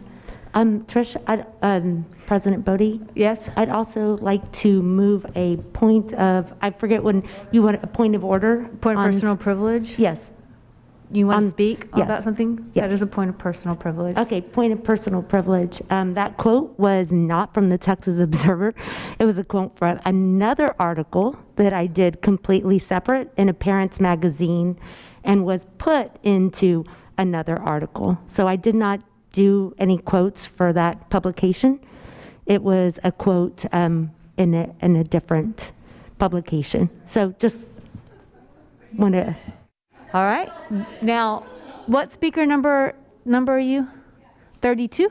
32. All right. So thank you so much. There's a button that you want to press on your mic when you're ready to speak.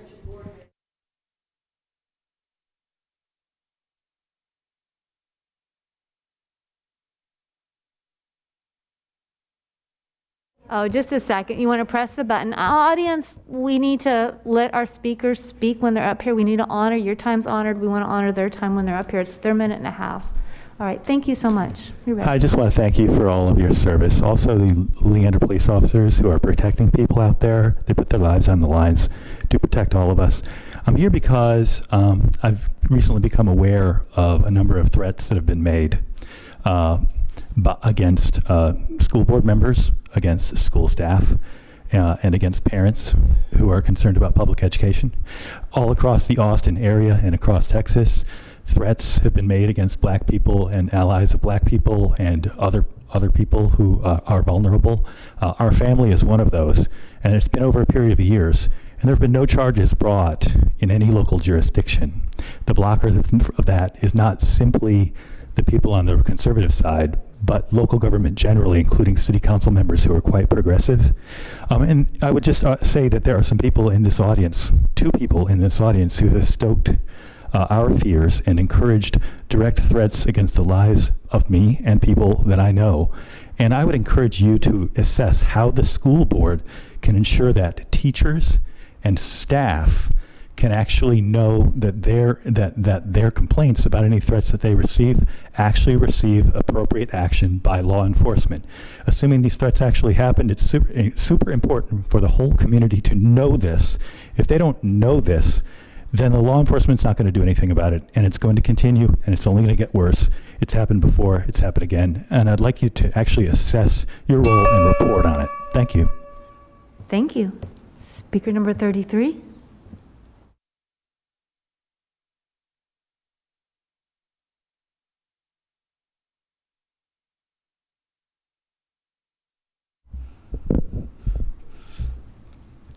Thank you very much for allowing us all to speak tonight. I really appreciate you honoring our time while still respecting your time and the amount of stuff on your agenda tonight.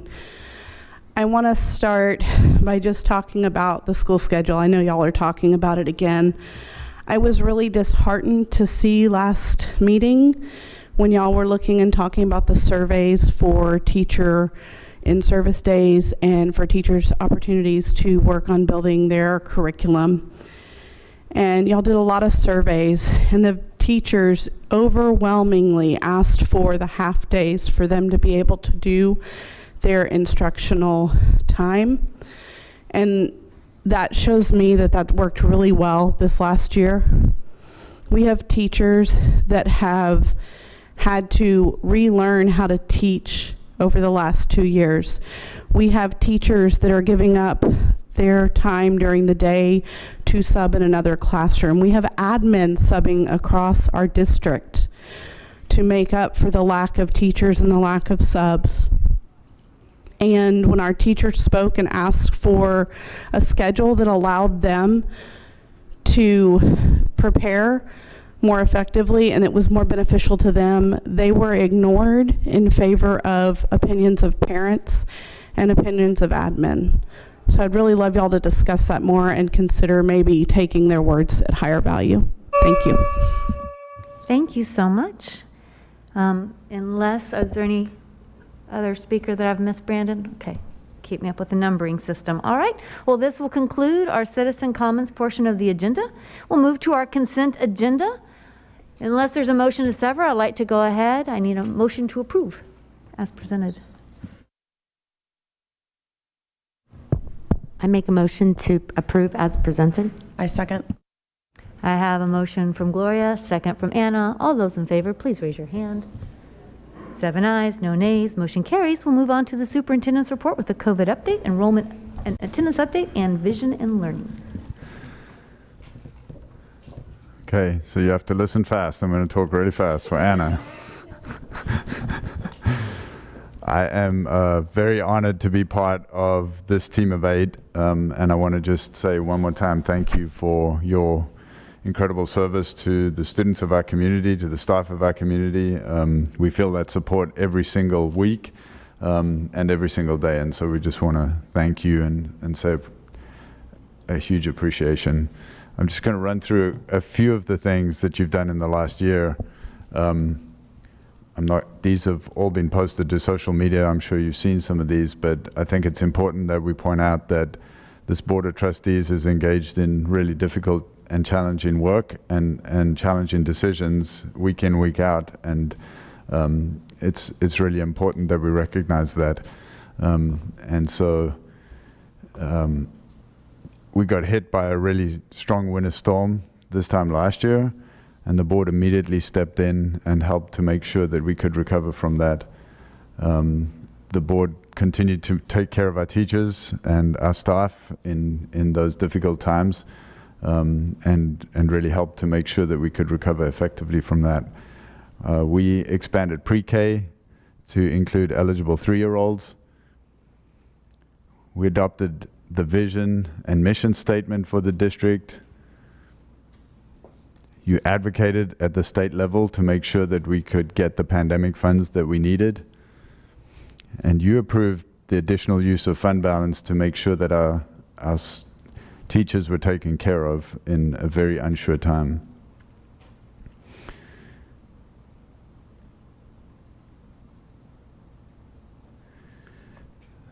This time last year and again this year, we're working on legislative priorities to make sure that we advocate at the state level, and that's a really critical role that you play as a board. You approved a budget last year that helped to fund all of our schools and the 42,000 students that we continue to serve. You gave us the opportunity to put a virtual learning program in place that is still serving 300 of our students that have a real need for that environment. And then later on, you went ahead and approved 2,000 more students to go into that virtual program. And that foresight that you had as a board to allow us to do that gave us the opportunity to make sure that in a global pandemic, we could really serve the needs of our students across the board. We adopted a new district equity policy for the first time in history, and allowed us to get all the way to hiring a new equity officer for the district. I'm very proud of the fact that we adopted a revised graduate profile for the district that is continuing to drive the work, and you'll hear more about that when Sarah Squared come up a little bit later. We were very fortunate to be able to appoint a new trustee to help fill the hole that we had in the board, and we're very pleased to be able to work with Sade. And you authorized us to give an additional help to our employees in a very challenging year, despite the fact that was a very difficult decision to make. And as close as December, you approved our early college high school and really began the work on understanding what it meant to fail a bond issue and how we go forward by looking at attendance zones. So thank you for an incredible year's worth of work. We can run through it in a few quick slides, but it's very difficult to understand just how much time and effort you've put into making sure that that happened. And so you've seen these slides already, but I do want to recognize each of you. Trish Bodie, our president and in place 1 since 2015, serving Leander ISD. Gloria Gonzalez Delacia, since 2018, serving in place 2. Christine Maurer, since 2020. serving in place 3. Anna Smith, since 2020, serving in place 4. Sade Fashikin, since 2021, serving in place 5. Erin Johnson, since 2011, serving in place 6. And Alexis Grimes, since 2018, serving in place 7. So thank you for your service. It does not go unnoticed. It affects every child in our community, and we sincerely appreciate it. Quick COVID update. Omicron has proved to be a little trickier than we thought initially. We thought we were over the top, and then it plateaued, and we've been watching and waiting and managing staffing issues as we've gone through the month of January. I do think that we're close to seeing the tail end of it now. I think we're on the backside of the curve. As we start to watch different versions of the numbers, we start to see those numbers coming down. We're watching these very carefully, not so much for the effect that they have in this current version of the virus, but to make sure that we truly understand what is possible and what can happen next so that we're adequately prepared. We are happy to say that our district numbers are starting to come down, and we hope to be back to some sense of normality in the next couple of weeks. Of course, we've been watching our staffing numbers very carefully. As you know, we've had all hands on deck for the month of January. We've had every available central office staff member out and about on campuses helping to make sure that we could stay open. I'm sincerely grateful for the willingness of our staff to pitch in and help no matter where, doing no matter what. Not only from the central office, but from our campuses. We've had teachers stepping up, we've had IAs stepping up, we've had bus drivers and custodians and child nutrition workers and front office folks stepping up into roles that they didn't anticipate or didn't expect. I haven't heard one complaint. I've just seen the team pulling together to make sure that our children are served and that we could stay open. We're starting to see the backside of that, and so our staffing numbers are starting to look better again. We're starting to see our sub-full rate come up, and we feel like we're going to be able to survive and stay open as we go forward. Enrollment continues to tick up slowly. We're north of 42,000 students now in the district, and so we'll continue to watch that as the spring goes on and continue to bring you updates on where we are with enrollment.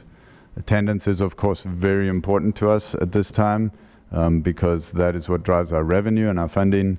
We budgeted on 96%. Our average daily attendance to date is just north of 94%.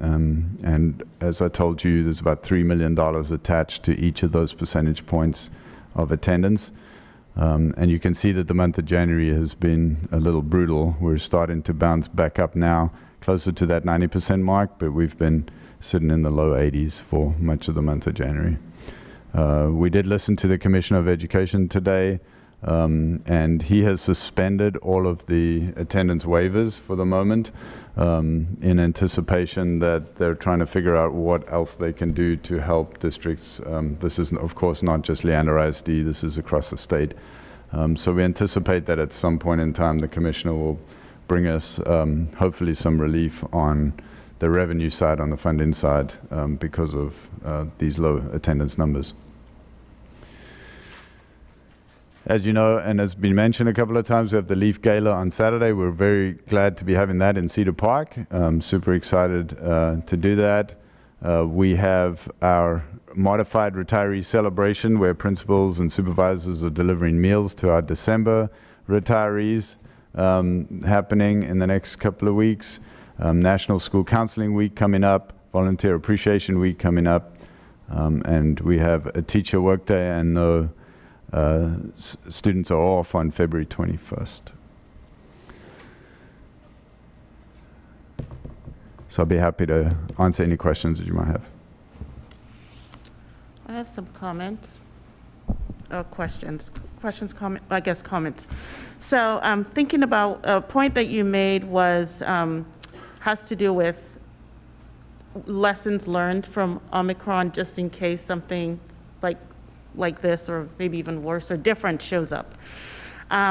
And I would be interested, I guess, at some point, just to see how we can be more proactive in planning in terms of adjusting our response stages. I mean, it's really been a really tough 1 month. It's on everybody involved.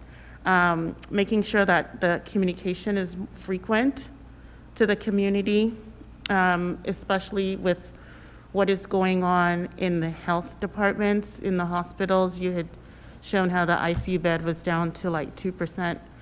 And these are things that worry, concern people. Yes, the young ones were getting sick, and it's not easy seeing little ones get sick too, especially those at home that could not get vaccinated. And then just encouraging, reminding people that to try their best, and just continue to encourage people to wear their masks and take other methods to try and mitigate the situation. And then just figuring out creative solutions ahead of time. So it's, I mean, it really was a crisis everywhere. I guess pretty much the whole country could have seen this coming first week of December, when it was announced that Omicron had made it to the US and was 1% of the tests, and all of a sudden it's now like 99%. And is there any, regarding attendance, any efforts to advocate for the more hold harmless funding again, so that we don't have to bear the burden of all the missed days? Because people really had to miss those days in order not to get other people sick. Correct. And to So take time for I am themselves. part of the Central Texas Superintendent Group, and we are putting together some communication to the Commissioner at this time concerning the ADA and the funding. And so that should be going out also in the next couple of weeks. I'll let you know as soon as we have that final. I just had a question.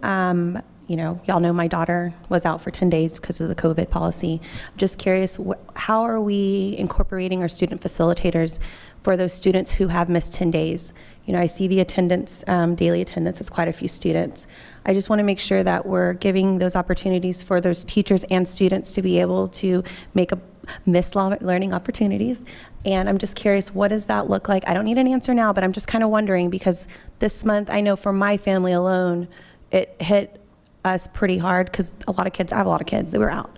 And I just want to make sure, like, as a parent, that our parents are fully aware of what they can do to ensure that their students, I hate to use this word, but don't fall behind. They're not going to fall behind, but just ensure that our students are up to where they need to be. But most importantly, we're giving those student facilitators that we paid with ESSER funds, I believe, the resources and opportunities to help those students and parents. Yeah, we'll be able to bring you some more information about that in Friday memo. Thank you.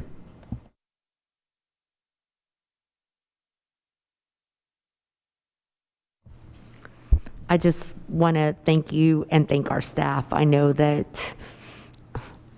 you were subbing at a school. I know that a lot of people in that administration building were out at schools, and volunteers stepping up everywhere to make it happen. And you know, I know that the decisions of, you know, we see districts that are doing different things, and we have these conversations with people. And one of the things I'll talk to people about when they're saying, you know, why aren't we completely closing? And we also have to think about students with food insecurities that count on us for breakfast and lunch. We also have to think about all the families that don't have an option to work from home, that can't just go and turn on the laptop, that they have to get somewhere, and they're counting on us to take care of their kids. They're counting on us, and we know that that students are learning best in school. And this isn't optimal right now, but I know that so many of our staff had just been doing everything they can, from teachers covering other classes to principals subbing in classrooms to superintendents subbing in classrooms. So thank y'all for doing everything possible to kind of get us through this point. Really appreciate it. Thank you, Gloria. Just briefly, I wanted to make a similar comment. I appreciate the commitment from the outset in this variant, in this episode, to keep schools open. I think it's part of living with the endemic reality of COVID is we have to figure out how to make things work and keep things going. And I think psychologically that's important for our community and for our families. I know it's not ideal for everyone, and we all just have to manage through our own particular situations and make our own individual choices. But I appreciate the commitment to consistency, continuity, and keeping schools open. So thank you. Thank you, Aaron.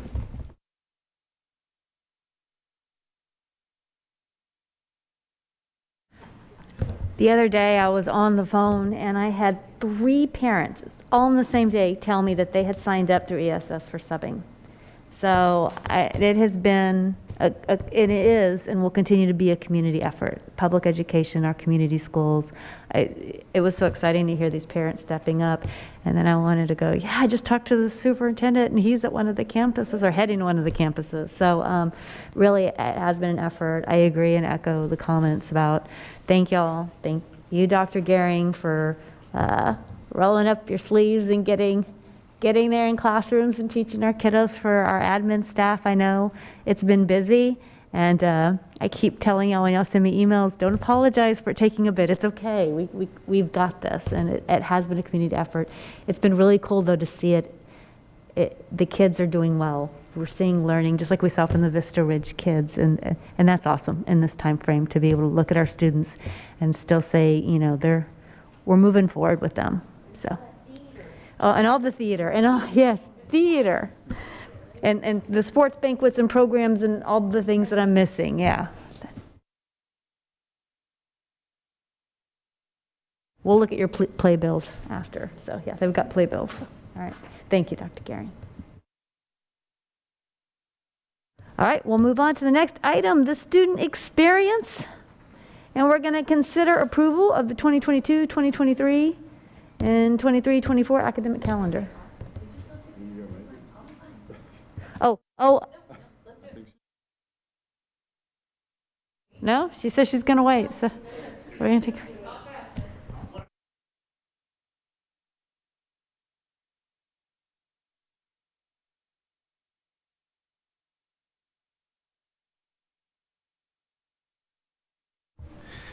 All right. Good evening, Madam President, members of the Governing Board. So today we are moving forward with a request for approval of the 2022-2023 academic calendar only. As requested, we have shared with you a draft for the 2023-2024 academic calendar. It will be necessary for us to engage in a process to consider renewal of our District of Innovation Plan, which has enabled us to begin school before the 4th Monday of August. This plan was originally approved in February of 2018, and it does expire in February of 2023. So just want to reiterate, that draft is available to you in the presentation and in board book.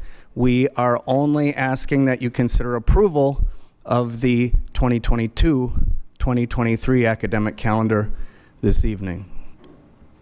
So we're asking to modify the motion. In other words, when we Yes, do ma'am. it, we've got one that we're saying so okay, but we're going to have to do DOI if that was going to continue. We already knew that was going to be a draft anyway.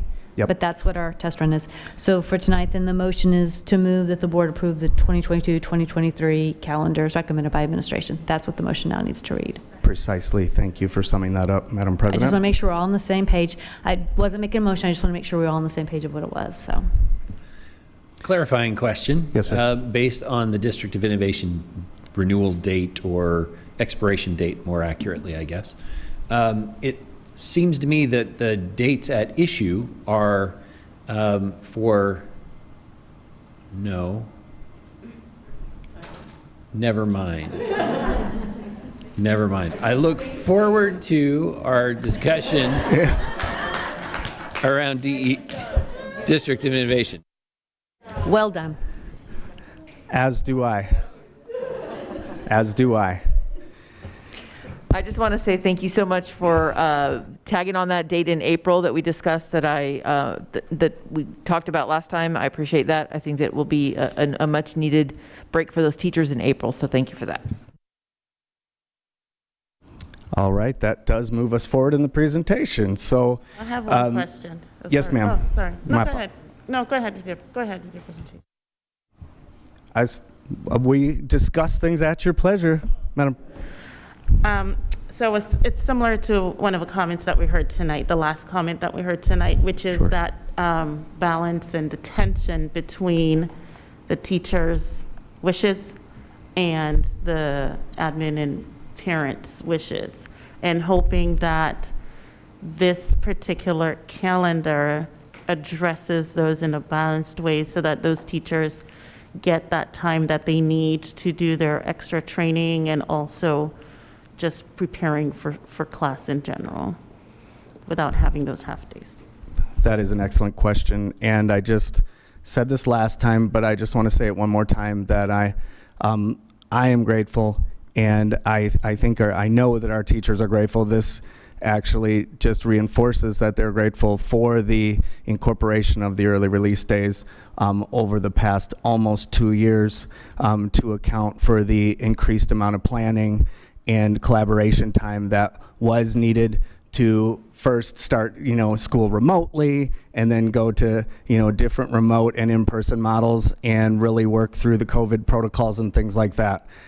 Moving forward with the current calendar, the overall survey data did indicate that full days, there was almost unanimous support for providing time for our staff, for staff development and teacher planning and collaboration time. But overall, the results did indicate that full days were preferred, both by campus administrators and by our community.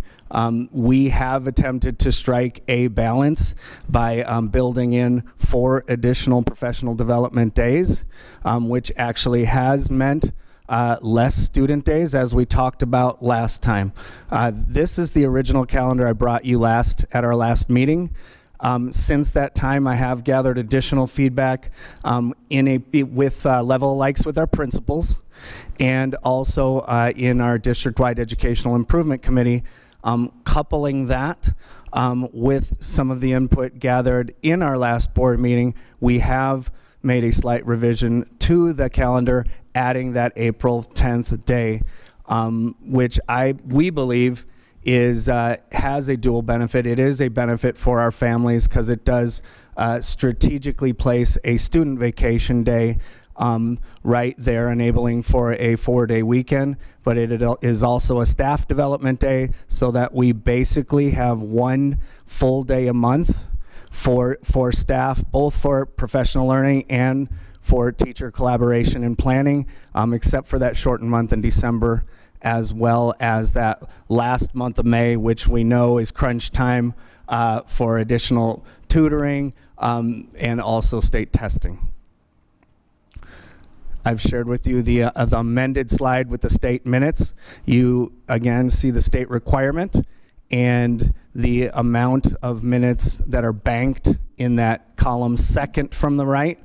That is the amount of minutes that the current calendar being proposed has additional to the state requirement at the high school and then the elementary middle school level. And that is basically what I have for you, and so we can open it up to any questions or additional discussion. Board members? I move that the board approve the 2022-2023 academic calendar as recommended by administration. I second. Any other discussion? Have a motion from Alexis, second from Anna. All those in favor, please raise your hand. 7 ayes, no nays, motion carries. Thank y'all so much. There was a lot of work in here. We see it. Thank you. Thank y'all so much and the whole team. All right, board members, we're going to go ahead and take a 10-minute break, and we'll come back at 8:17.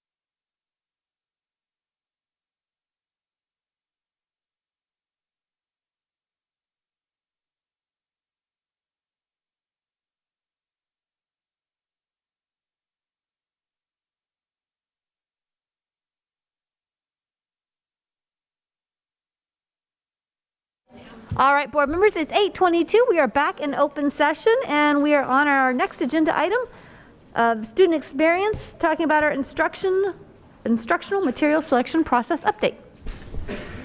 Good evening, Board of Trustees and Dr. Gehring. I am here to bring you an update regarding our instructional material selection process.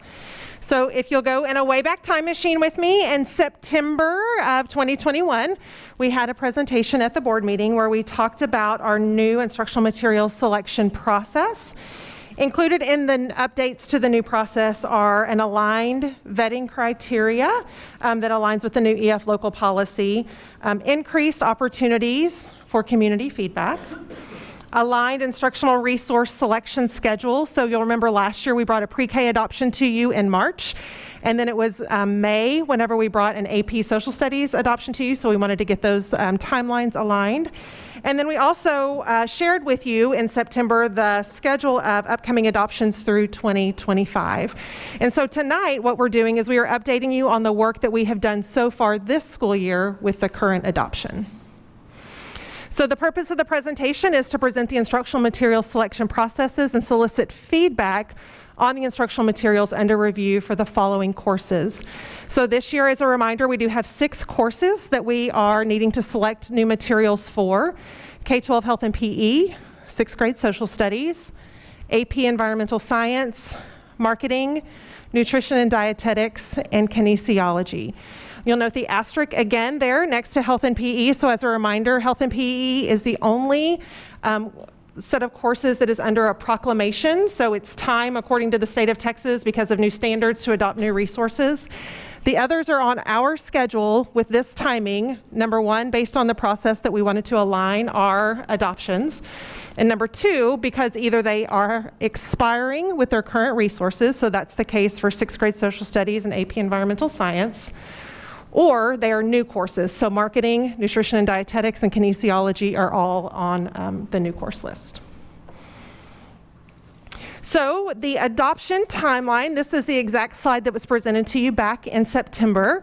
We call for campus committee members in September or October.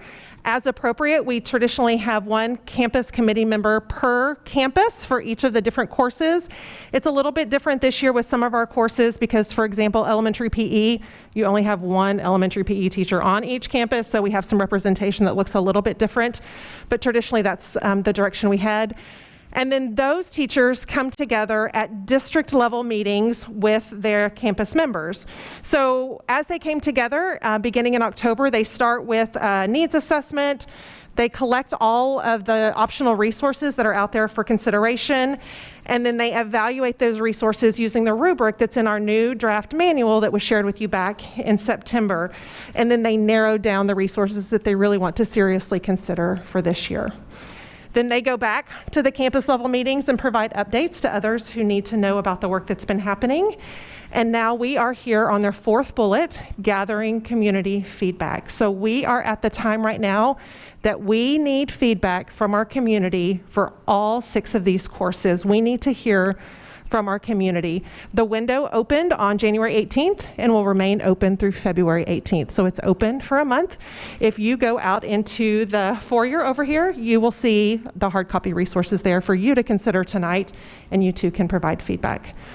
In February, then we'll get formal campus level feedback. So all of our teachers who teach these courses will be able to provide feedback in February. We encourage them to use the resources to get some feedback from students and then to provide their feedback to us in February. And then we will be bringing a recommendation to you in March.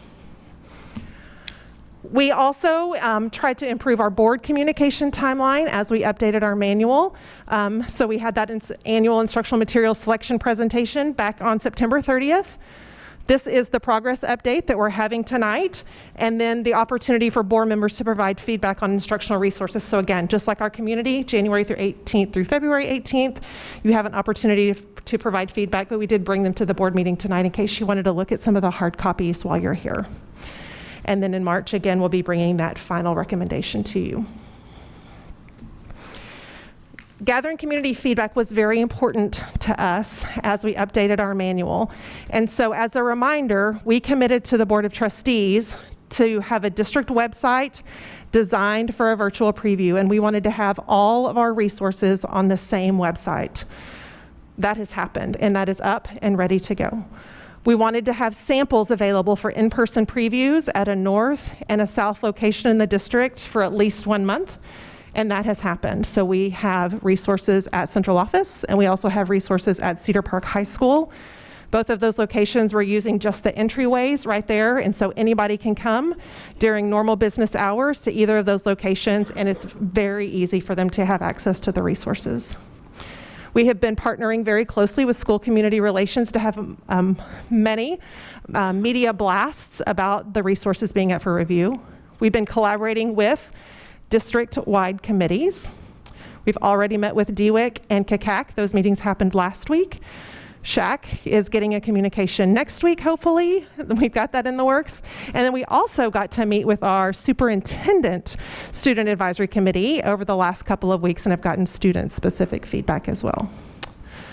We have virtual presentations designed for principals to share with their site-based committees. So those have been pushed out over the last couple of weeks, and principals have been sharing them in their district, their campus newsletters. And then we're hosting virtual community listening sessions hosted by content leaders, and I'll show you those details in just a minute. So again, we had a commitment to expand our stakeholder feedback, and these are the efforts that we promised, and these are the efforts that have been made. And then this is a link to that IMA website where you can go, and again, all 6 courses, the resources are there with the passwords to be able to log on. Then we are hosting a Q&A session on February 1st. It's going to be a virtual Q&A session. Those who are interested could log on with us at either 9 o'clock in the morning, noon, or 5 o'clock in the evening, and they can talk to curriculum experts about the resources that we're considering. So the way that this is going to be formatted is that we'll all log on together at 9 o'clock, and then people will have an opportunity to choose which breakout room they want to go into. So maybe I want to talk to somebody about the marketing resources. So I'll be able to go into a separate Zoom room and ask questions about the marketing resources and dig in more there. If there's time available, they could pop back into the main room and then go talk about another course like 6th grade social studies if that was something that was interesting to them. But we really wanted to provide not just an opportunity for people to look on their own, but to talk to some experts about the resources that are under consideration. So that's where we are so far, and I'm just going to say it one more time. We need feedback, and so we're encouraging people to use social media platforms. We're encouraging people to reach out to their community members and just let them know that if you are interested in the instructional materials that we put in front of our students, now is the time for these 6 courses to let your voice be heard. Board members, questions? So as far as the list of, you mentioned the optional resources. Are those coming from a list outside of what the instructional materials approved list is that comes from the state Board of Education? Is that the optional one? So for some courses, the state of Texas does provide a list of resources that are made available, and then districts are always able to add to that list if they would like to. So for example, the K-12 health and PE, there are resources that the state has said, hey, these are some that you might put on your list of resources that you're considering, but then you can always add to it. But for courses like our CTE courses, we don't necessarily get that same types of support from the state of Texas, especially because we're not in a proclamation cycle with those. It really does depend on the course. For our AP courses, we lean more on College Board than we do the state of Texas. I have 2 questions. The first came to me from members of the community that I wasn't sure how to answer it. As it relates to the K-12 health and PE materials specifically, at what point could those materials potentially be considered sex education curriculum that needs to go through the SHAC? What's the separation or the potential overlap there? Yeah, that's a great question. So the health course would be the optional health elective that is sometimes offered at the secondary level. Currently in Leander, we only have 1 campus that offers that health elective, so that's where that comes in. Otherwise, we're talking about PE curriculum. Okay, second question is, are there any book club books that are currently being considered for inclusion in our instructional materials that aren't listed or mentioned in your presentation here? No, we don't have any English language arts materials that are coming forth right now through this cycle. Only the 6 courses that were mentioned earlier are currently being reviewed for selection. Thank you.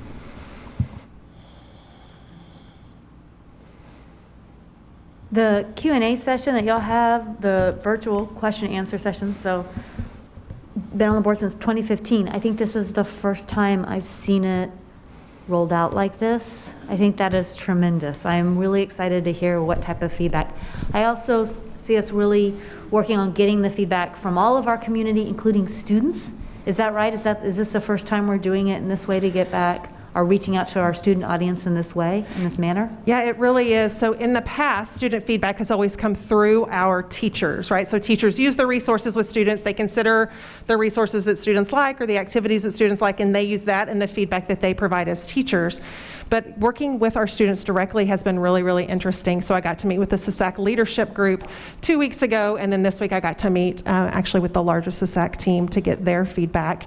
And they have ideas about how in the future they might even go down to middle schools, for example, to get feedback, because they feel like our students at the middle school level might be more honest with high school peers as opposed to adults asking them questions about the text. So it really has been interesting just to partner with our students and their leaders. They're great. I had a question. I know feedback is important in making sure we hear from everyone, and I know there's over 55 different languages spoken in Leander ISD, so I just want to make sure that we have translators there for those parents that need it, just to make the process, easier and more easier to understand, and just making sure we cover that. Great. I'll partner with school community relations and just make sure that we have that ready to go.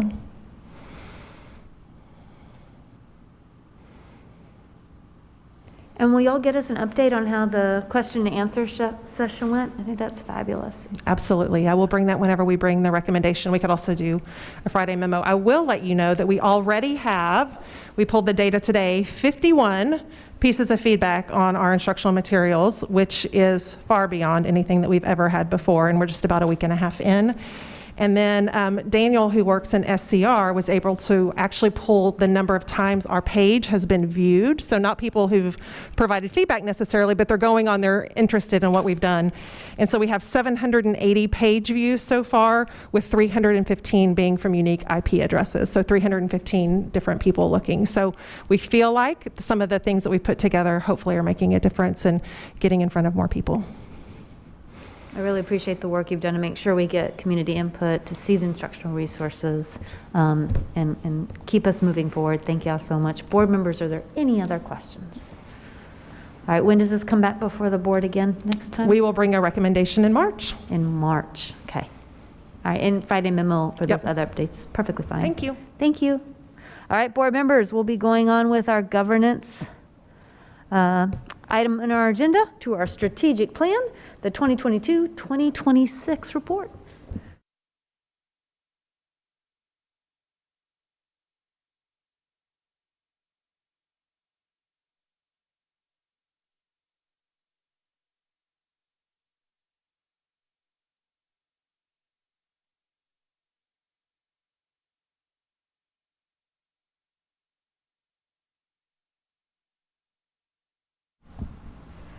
All right, good evening, Madam President, Board of Trustees, and Dr. Gearing.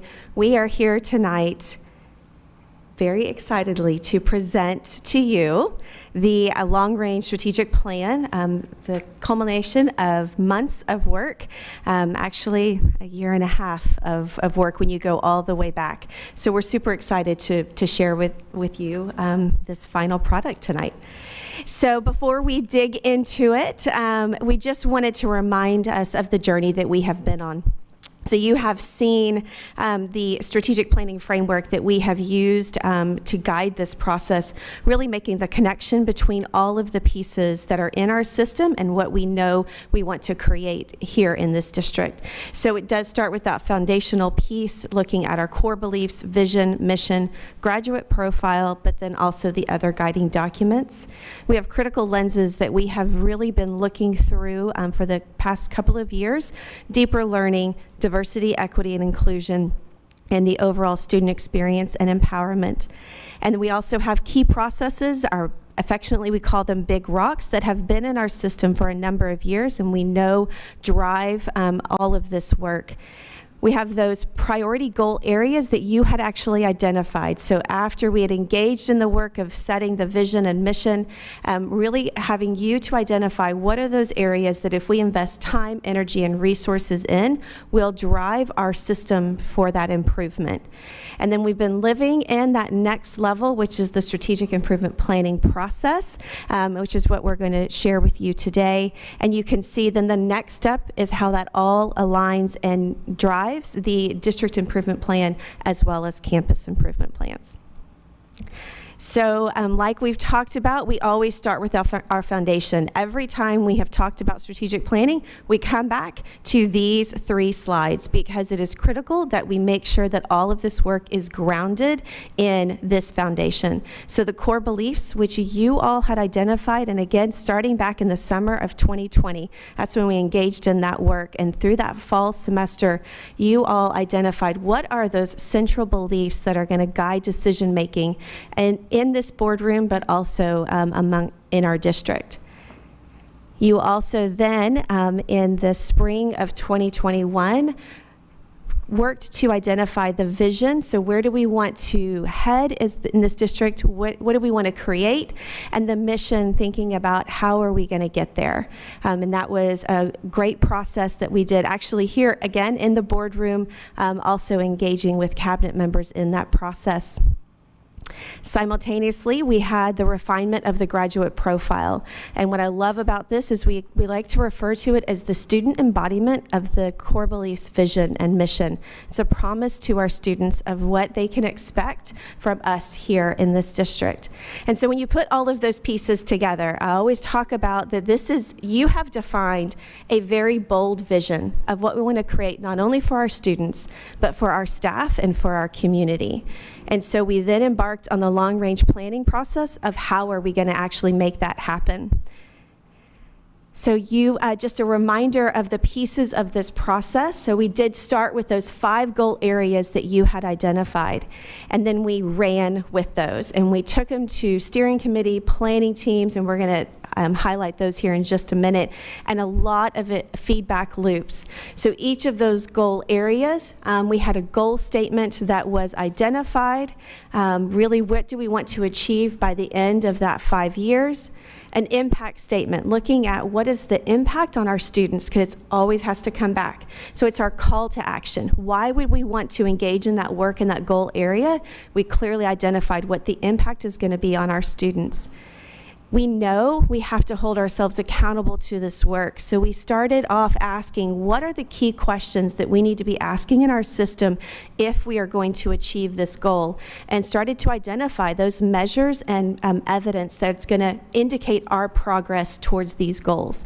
So that work was included in this. And then finally, what are those strategies? How are we going to make this happen? And then there's a lot of detail under that as well.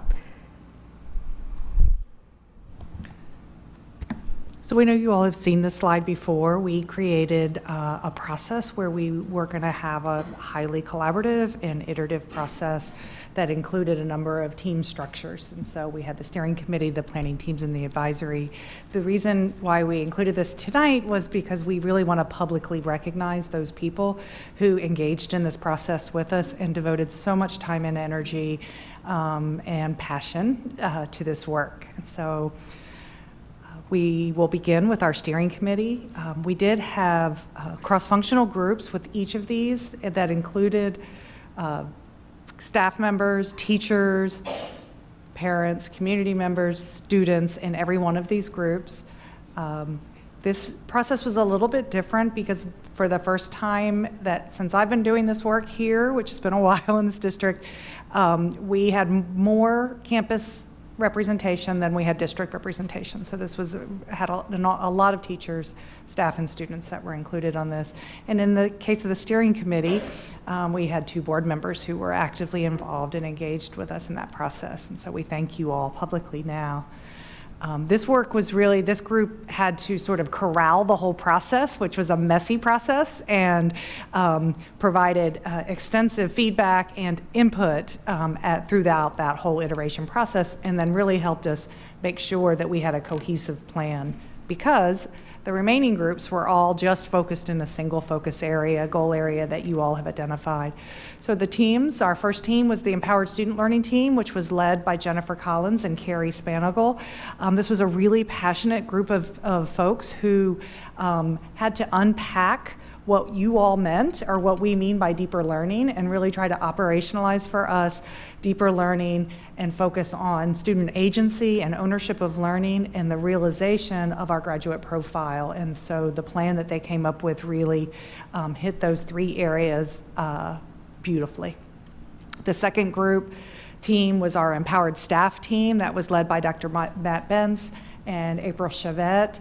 This was a very passionate group that had a lot of fun, but also really dug into how are we going to recruit, grow, retain, and support the amazing life changers that we have within our district.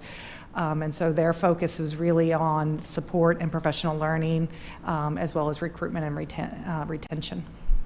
The next group is our Impactful Family Engagement Team, aptly led by Kimberly Waltman and Corey Ryan. This group, the feedback we got from the members of this group was super positive. From all of the groups, it was positive, but we heard a lot from this group in particular, really focusing on the importance for student learning, for us to have strong relationships with our community and trust built, mutual trust and respect built and rebuilt with our community, and really trying to engage with them. And they came up with some great strategies. Then we have our Equitable Access Team, very passionate group. Anna is one of them. I'm surprised they didn't have a theme song. But that was led by Krista Carleen and Jennifer Freeman, did an amazing job really trying to unpack what does equitable access actually mean. And the focus was on really clearly identifying and removing barriers in our system to access to all types of supports, programs, and opportunities for all of our students so that they can all become the best versions of themselves. And then finally, we had the Safe and Innovative Learning Environments group, led by Kendra Winans, and Camille Clay. This group also was very passionate and engaged, as all of them were. And they really had to unpack what we meant by what does it mean to have a safe and innovative learning environment. And so they were able to really break it down and look at both the physical space, but also what it will take in our system to make sure that every classroom is a place where students feel emotionally, cognitively, spiritually, and physically safe. And so it was very exciting work that came from all of these teams.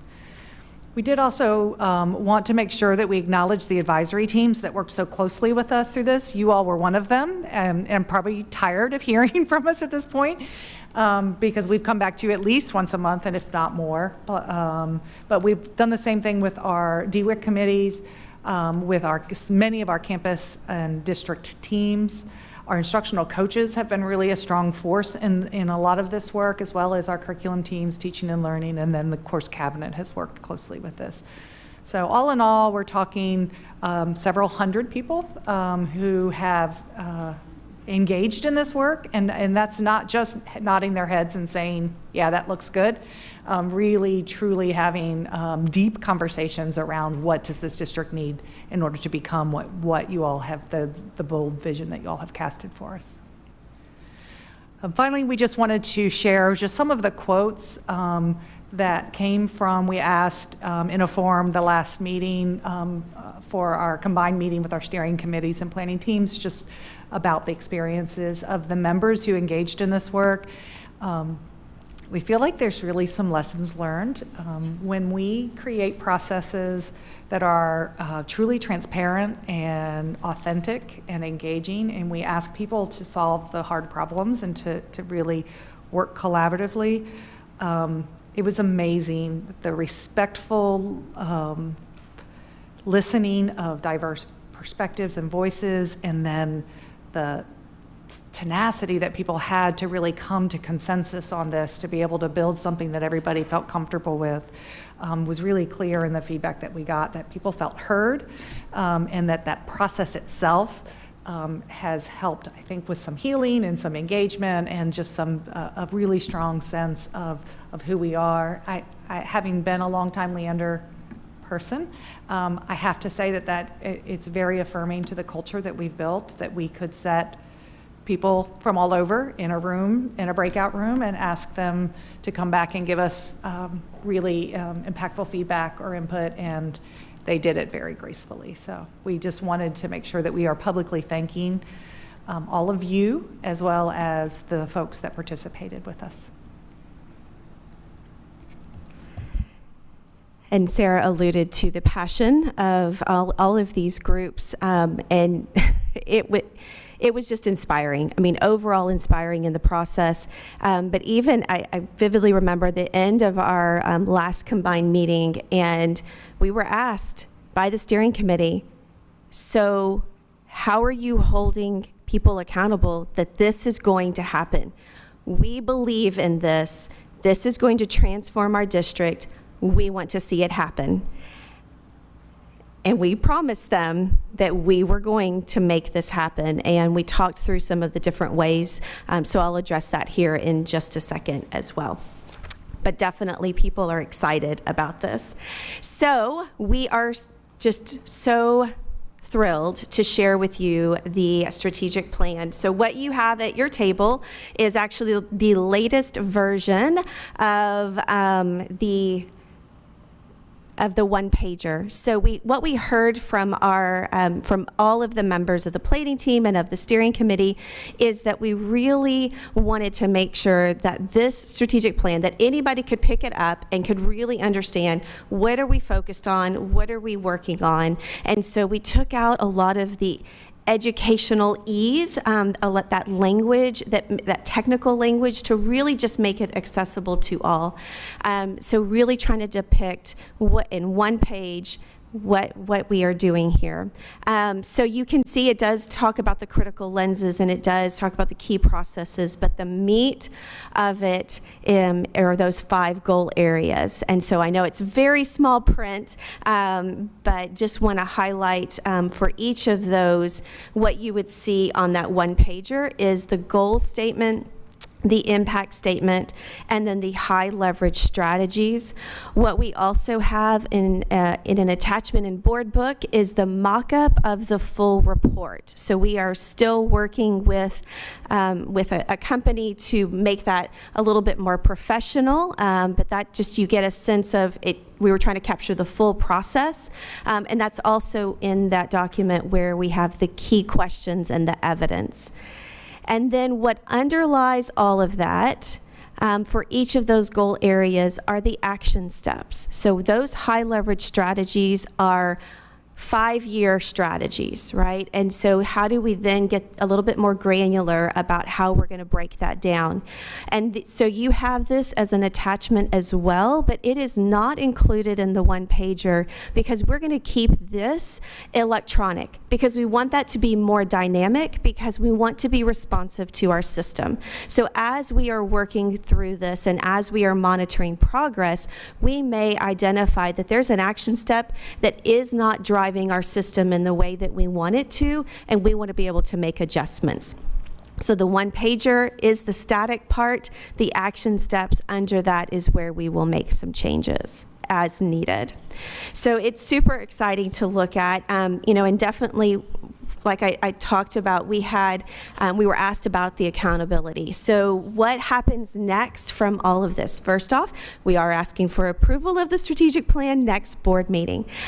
Once it is approved, if you choose to do so, then that will inform and drive the district improvement planning process. We are already starting to look at how do we make some shifts in the district improvement plan so that we can quickly this spring roll that back out to you that then drives campus improvement planning. So you see that alignment all the way through.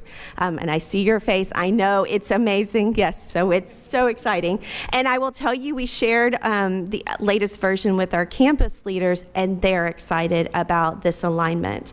But then also know that we are going to continue to, once we get this launched, that we will provide regular updates to you. So where are we in the work? You'll be able to see where we are on the action steps and reporting out. And then we actually are talking about just an annual time to come together and really dig back into this and look at, are we making progress as we would anticipate? And if not, then what adjustments do we need to make? And that will be the opportunity for you all to help inform how do we make adjustments so that, again, we're responsive to where we are, the current community climate, whatever we are facing at that time. So with that, we will open it up for discussion or questions. So just because it was your last point, when you say you're going to come back annually, does that mean you're going to try to get your steering committee back together, or what does that look like? So that's a great question. It actually is coming back really in this setting to share with you in a more formalized way of the progress on each of those areas, and then getting feedback from you all about adjustments that you see that we may need to make. Okay.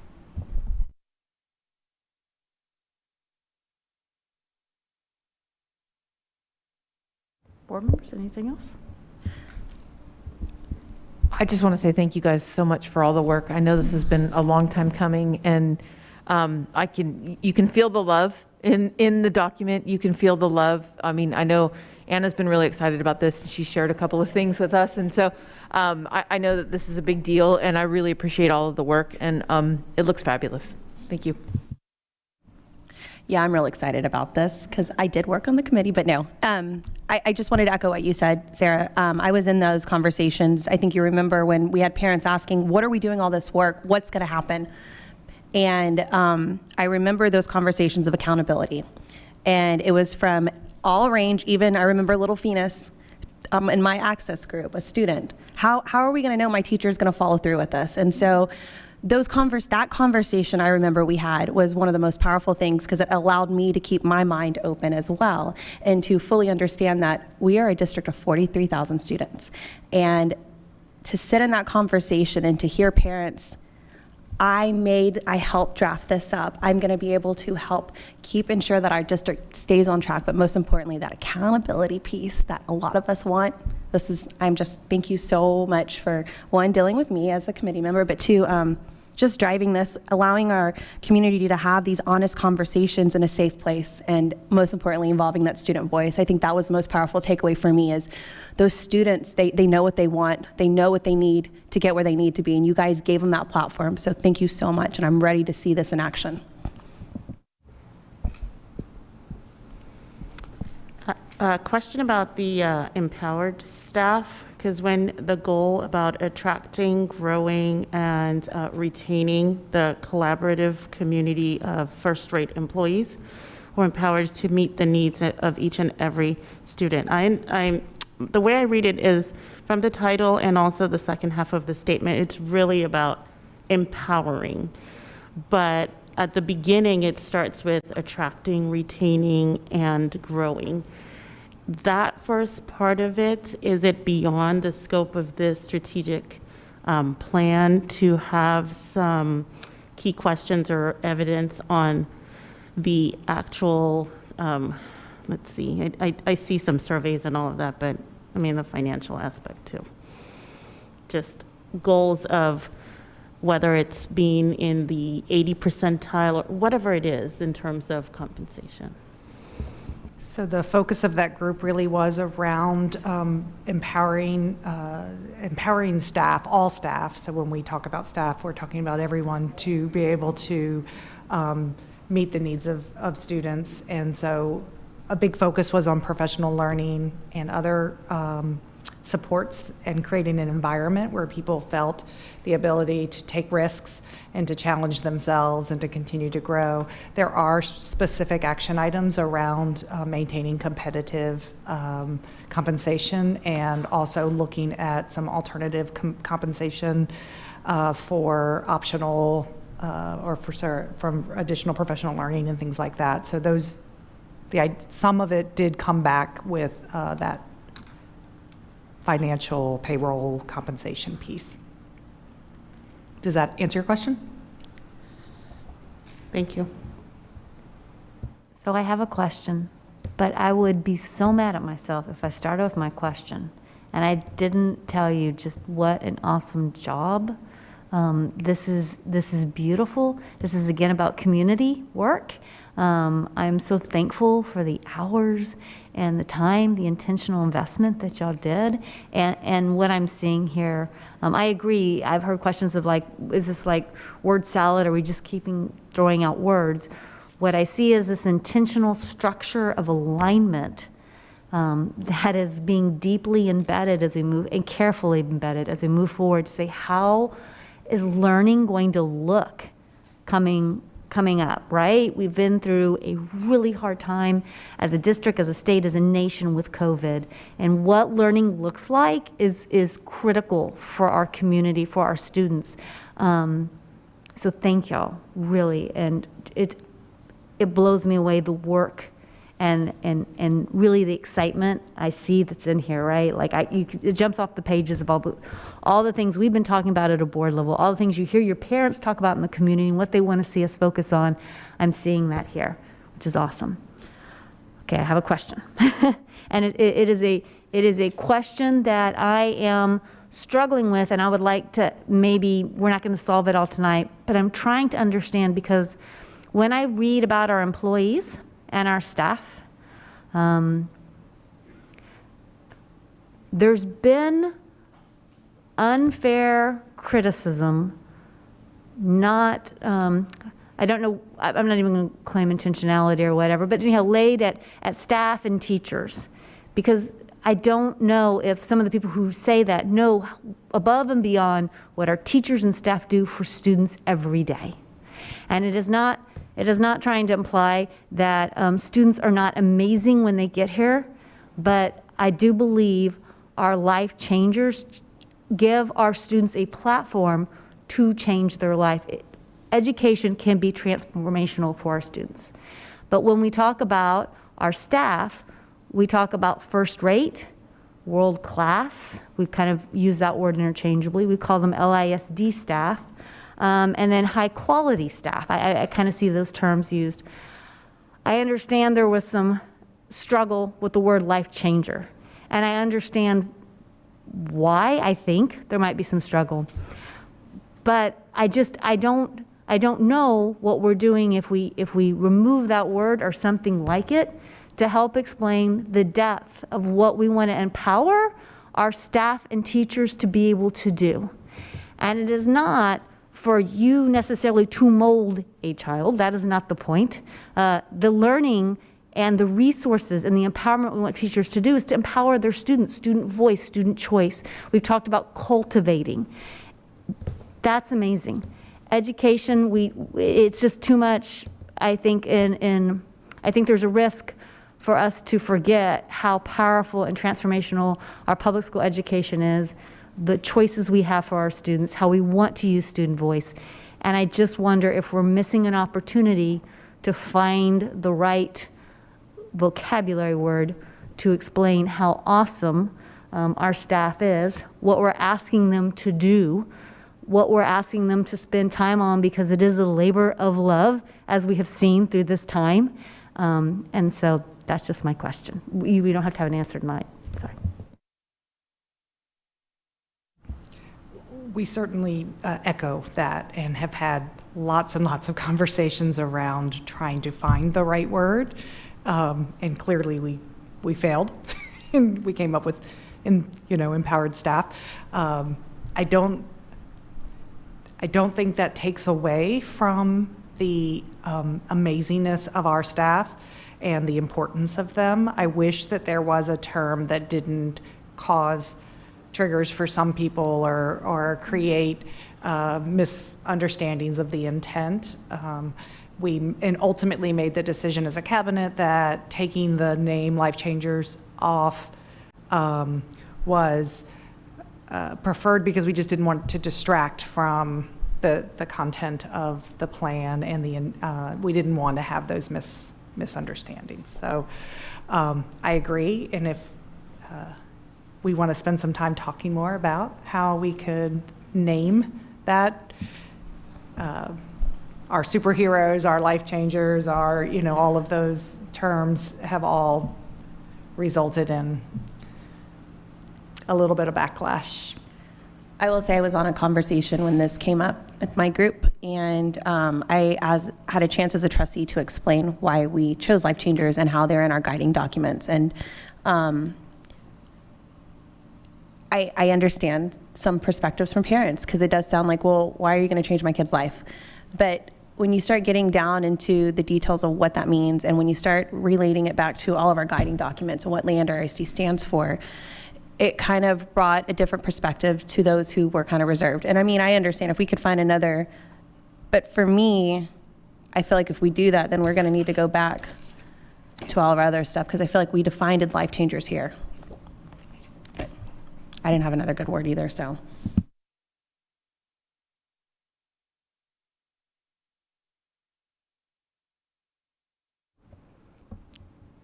I don't have another word off. I mean, we did define it in our core beliefs, but I will keep noodling. And if board, y'all have any inspiration, I just want to.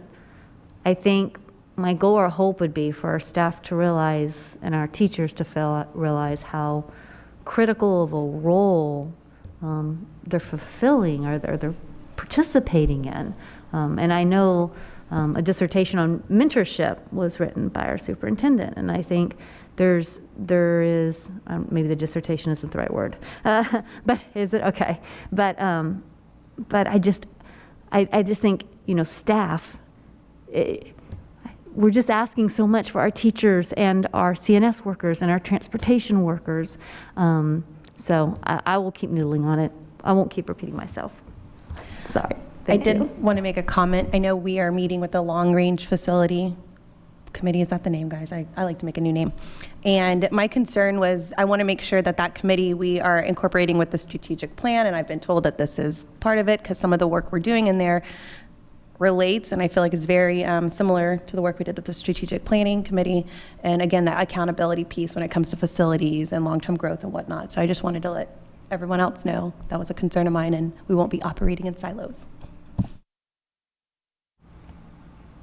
So I do just want to circle back on the staff versus Life Changers. I mean, definitely, if it's the board's decision, we can go back to Life Changers. I do want to throw that out there. We just wanted to be upfront and transparent about what we were hearing from our community, and so that's why we made the change. But definitely, we wrestled with that. Lots and lots of conversations and really trying to look at all sides of that. I don't think we see enough discussion at a board level to say there's any change for this. That doesn't mean that I'm still not going to be like, wait, where is the heart of kind of what, but it is still in our core beliefs, and it is still there. I know that we'll keep working, and as we start seeing goals and strategic plans work out, we'll see that.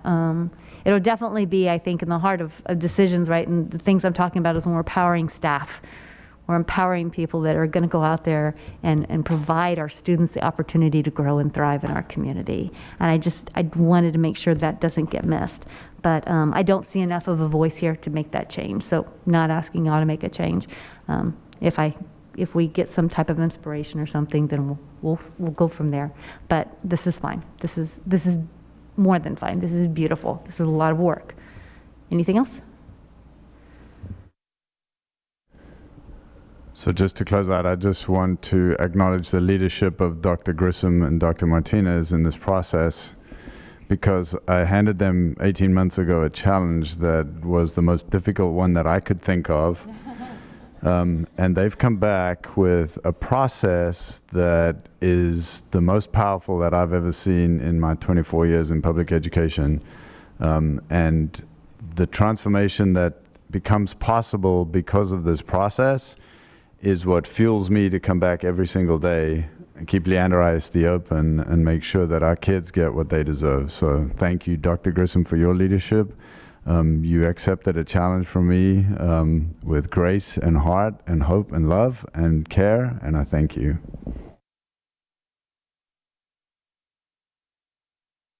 Any other questions? Thank you. Open to feedback. We will be bringing this back at the next meeting, as we said, for final approval, but it is not too late to make changes or adjustments, so we are definitely interested in hearing from you. Feedback is your awesome. Thank you.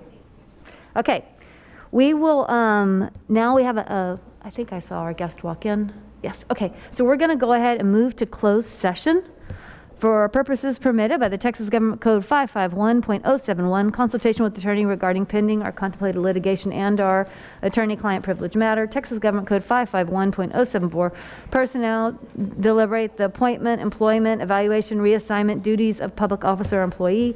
Texas Government Code 551.0821, deliberation regarding matters whereby personally identifiable information regarding one or more students will be disclosed. There will be no action in closed session. We will come back out in open session for any actions. It is 9:08 and we will now go into closed. Thank you.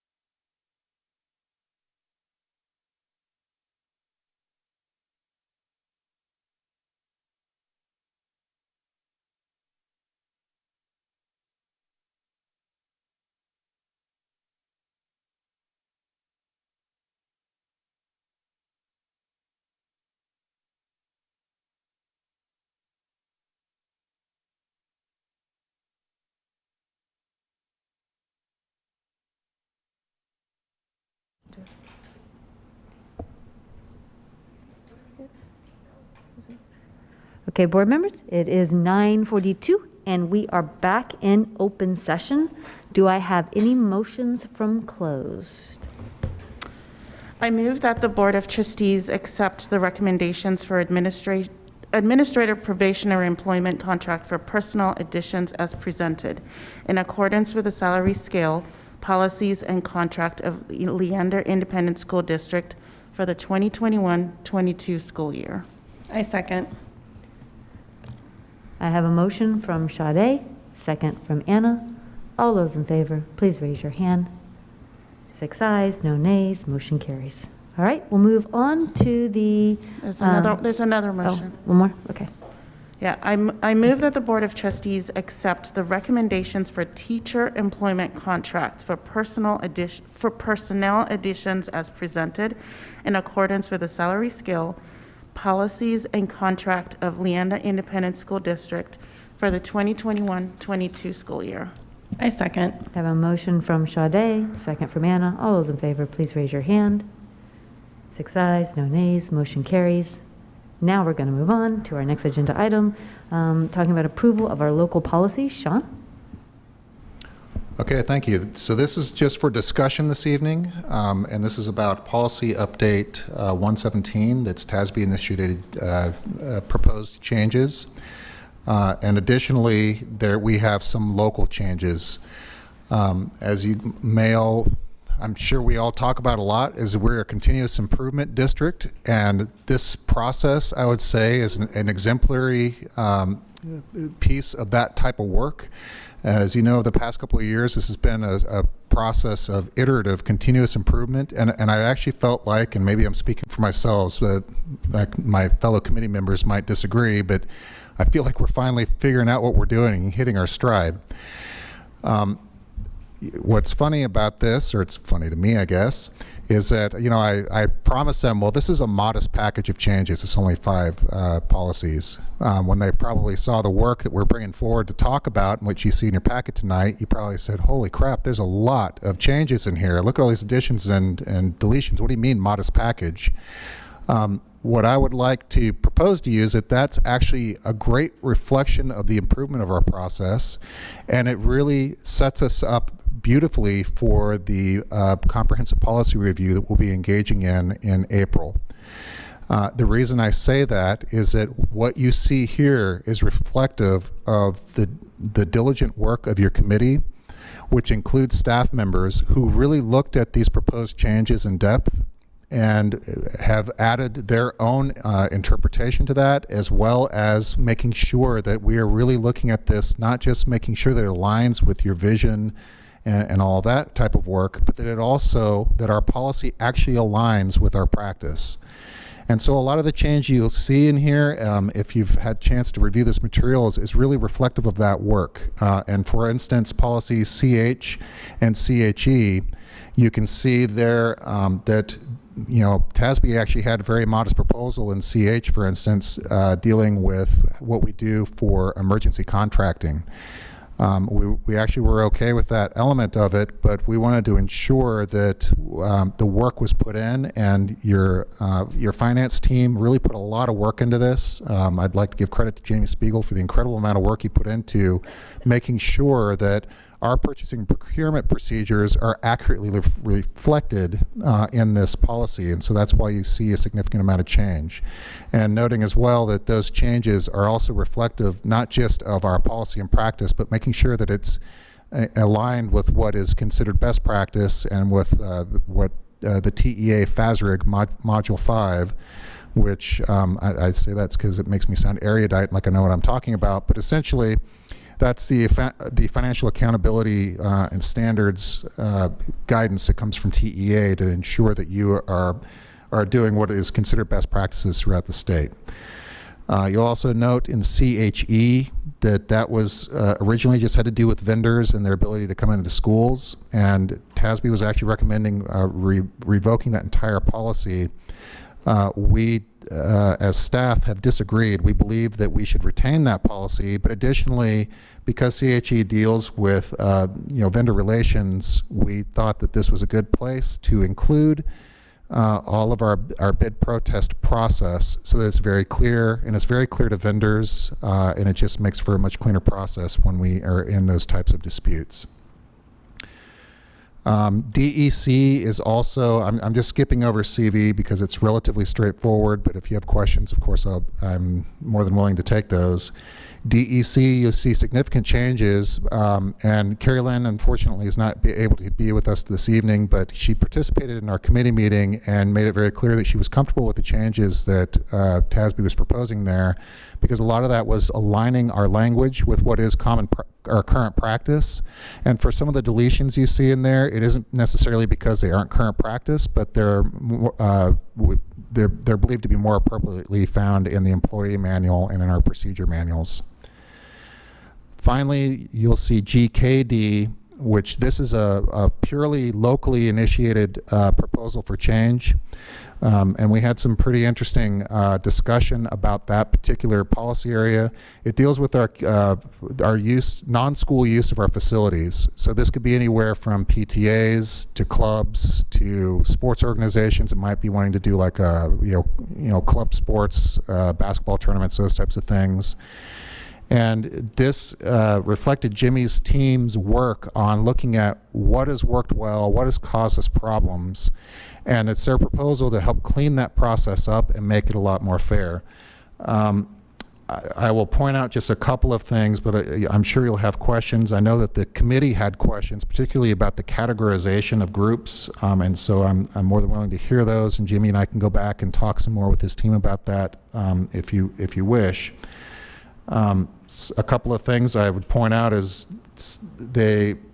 that team really was looking at what were some of the problem areas. And so, for instance, you'll see in there about for-profit activities. Now that may sound like, well, what's happening? I mean, are we having people come in and run their private businesses out of there? That's really not necessarily the actual intent, because you can see that there is some general language about what the intent for non-school facility usage is.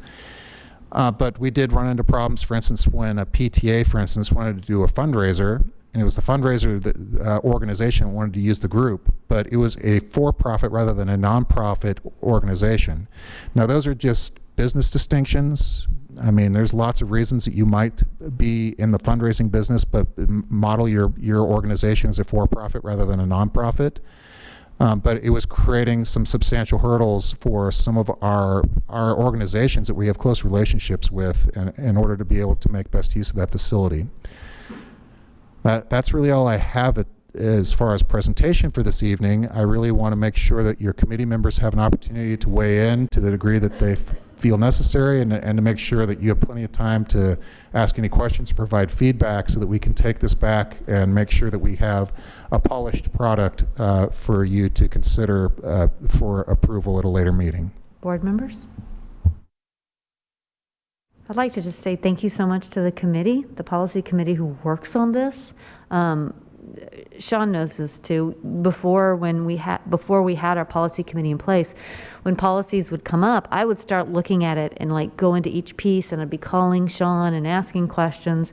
And this time I was able to do a cursory search and a quick review. I didn't have to go as deep because I knew there were other eyes looking at it. Now, I did do the initial once over, but to know that there's that extra safety net that y'all have gone through and asked questions, then it helped me streamline the questions I had.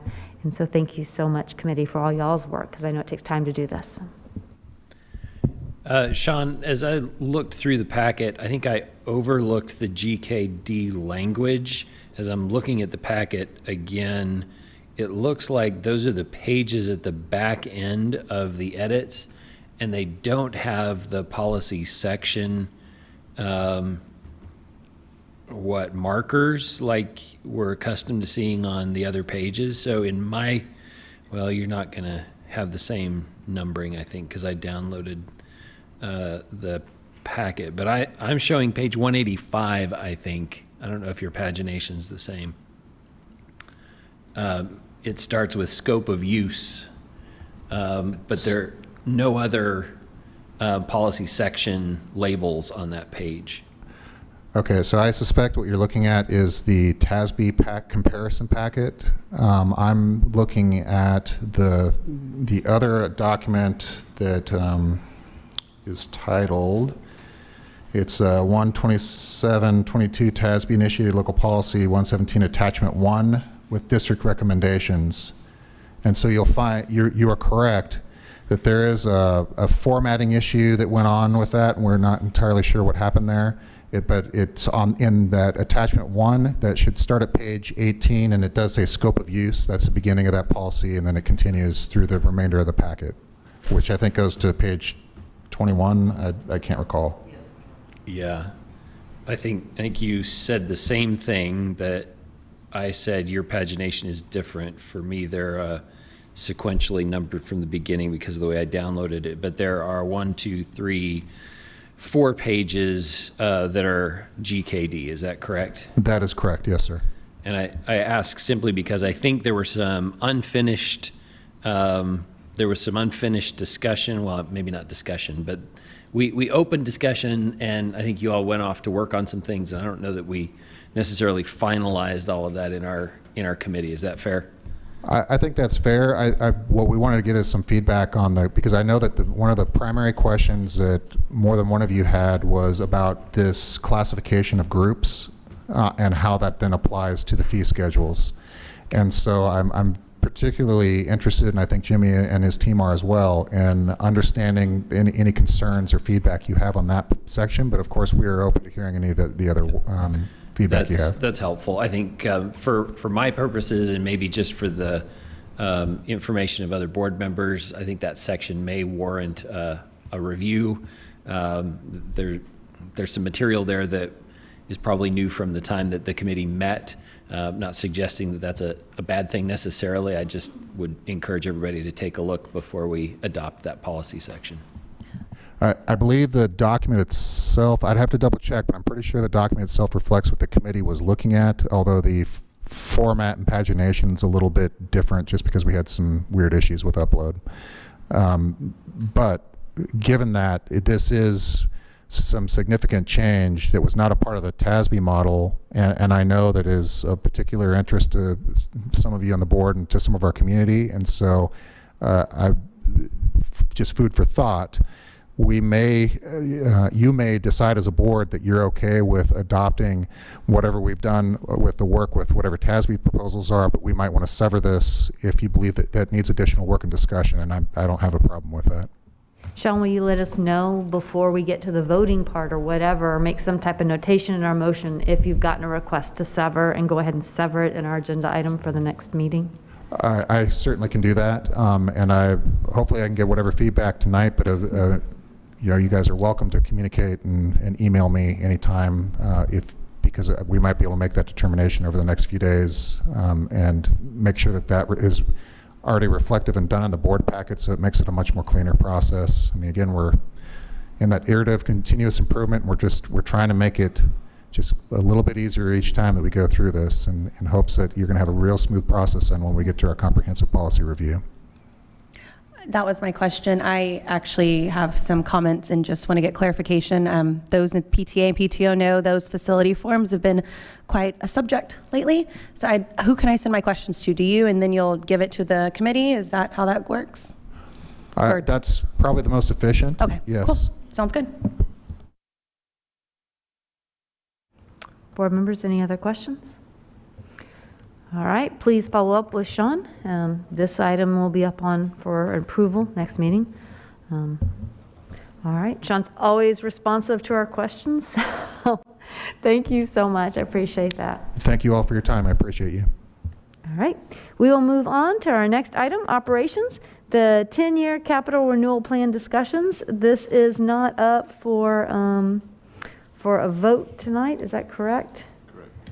Okay, it's up for discussion. Thank you.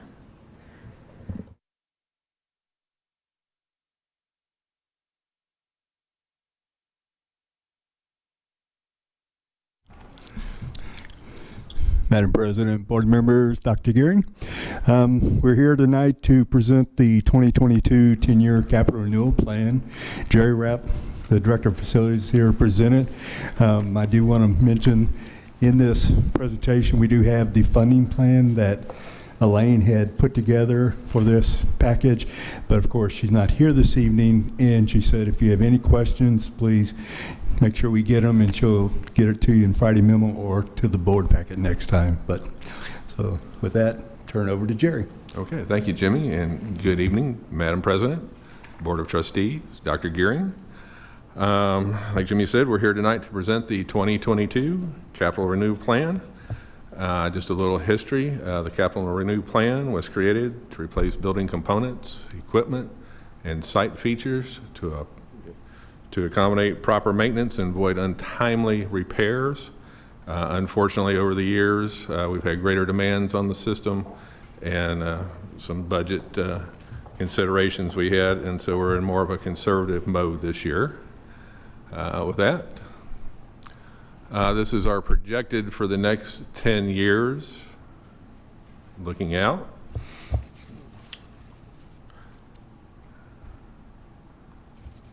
Some of the key features this year is resurfacing the track at Glenn High School, the tennis courts at Vista Ridge High School, replacing the fire alarms at Fabian Elementary, Leo, and River Place Elementaries, restriping parking lots for safety and curbs required by fire code at various locations, and replacing kiln and updating the exhaust systems at Canyon Ridge Middle School, Running Brushy Middle School, and Whitestone Elementary.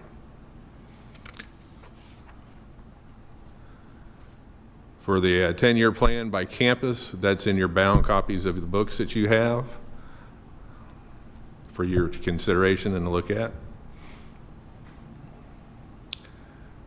For the bond summary, this is what I've got for the bond for the next 10 years. Of course, 2022 being substantially more since we didn't have the bond passed in 2021. And these are just some of the projects that we were accomplished last year. Tennis courts, tracks, some carpet or transportation facilities, some drainage issues and asphalt replacements at Cypress Elementary, the Leo parking lot, New Hope High School parking lot, and some painting at Rouse High School.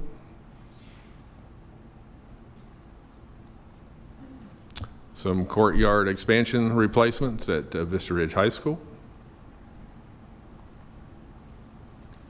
Some of the curbs, parking lot. There's the budget that was put in from Elaine. Like Jimmy said, Elaine's not here tonight, so if you have any questions, we'll take them and certainly get back to you about the budget part of this. Apologize for such small font, but and that was all we had to present. We're just up for discussion now. If I can answer any questions that you may have about it. Board members? Yes. I just want to say thank you to Jimmy Lorland for meeting with me this afternoon. Board members, a big question of mine is how do we ensure that the accountability piece on here, right? These projects are getting fulfilled and done in a time, because, I'm on this long range facility committee, and we talked about how can we utilize the spaces we have, and making sure the spaces we have stay up to the par that they know as LISD. And I just want to bring this back here, guys, the strategic plan, the safe and innovative learning environments. If you look at the high level strategies, and it goes into how we keep that accountability piece to this. So just wanted to point that out to you guys. It's something that I was going down a rabbit hole. But all the work that the strategic planning committee did, if you look at it, it all works together. So I just wanted to make that comment to my board members.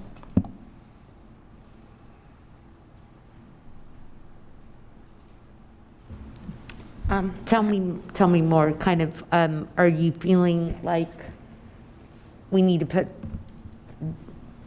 something different in place, or? No, I think what I was concerned about is, we're doing all this work here for our 10-year plan, right? And then we have this long the facility, I am going to call it a different committee every time, the long-range facility planning committee. Right. It's very long. And in that committee, we do talk about the utilization of spaces we have and how do we keep the upkeep of the spaces we have, right? And I mean, some of these buildings, you know, we saw the last zoning model, we can utilize some spaces and just making sure those spaces are accessible and equitable like the other schools we have, right? And so for me, my biggest concern was making sure that these two items didn't operate in different silos. So that way we have this, and then we have this, and then we have the committee we're a part of. So what I have asked Laurland and Jimmy is when we do meet with our committee, that this takes kind of an up approach, because for me, again, just based on what we talked about at the last board meeting was how can we utilize the spaces we have, right? And for me is like making sure that those buildings that we've had, I'm not going to name schools, but we know the buildings we've had for a while. How can we make sure that those facilities are the state of the art that we have, and making sure they still stay into the range of the strategic guiding documents, but that accountability piece is what I was looking for. That makes sense. Yeah. Thank you.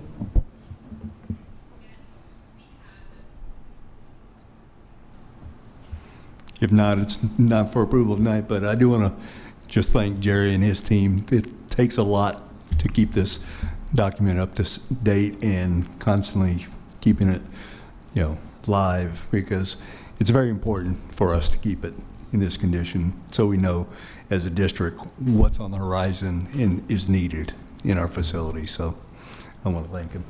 I have a question, sorry. Yep. I have a question. So as it relates to, I mean, I do see definitely our middle school, high schools, they have the fancy tracks and all of that. There's none of that in our elementary schools. However, 29 elementary schools now, the kids are constantly running around that playground, the track. Is that something, it might not qualify as major maintenance, but is that something that is a line item on the district maintenance, whether it's minor maintenance or not anything about that for them? Typically, something like that would go into a future bond election to be considered for each campus, because you're going to have substantial 29 campuses you're going to need to get to parity and try to do that. And not every campus will be able to do it, but you'll have to be able to, it's going to be a substantial, where this plan isn't built for that kind of, that's a new project. And what major maintenance in the capital renewal is existing projects being renovated and just being updated. And so that's a whole new project for us to look at, and we'd recommend that to go to a bond committee for consideration. Okay, yeah, because the little ones, they really use those playgrounds, and with the amount of rain and washout that we get, it just gets really dangerous for them, and we get to solutions that are not equitable across the district. A couple of questions about the 10-year suggested bond summary slide. If I can take you back there. Obviously, we don't have a passed bond. So how does that impact this schedule? Because I don't think we've got $156 million worth of bond funds for the 2022 projects.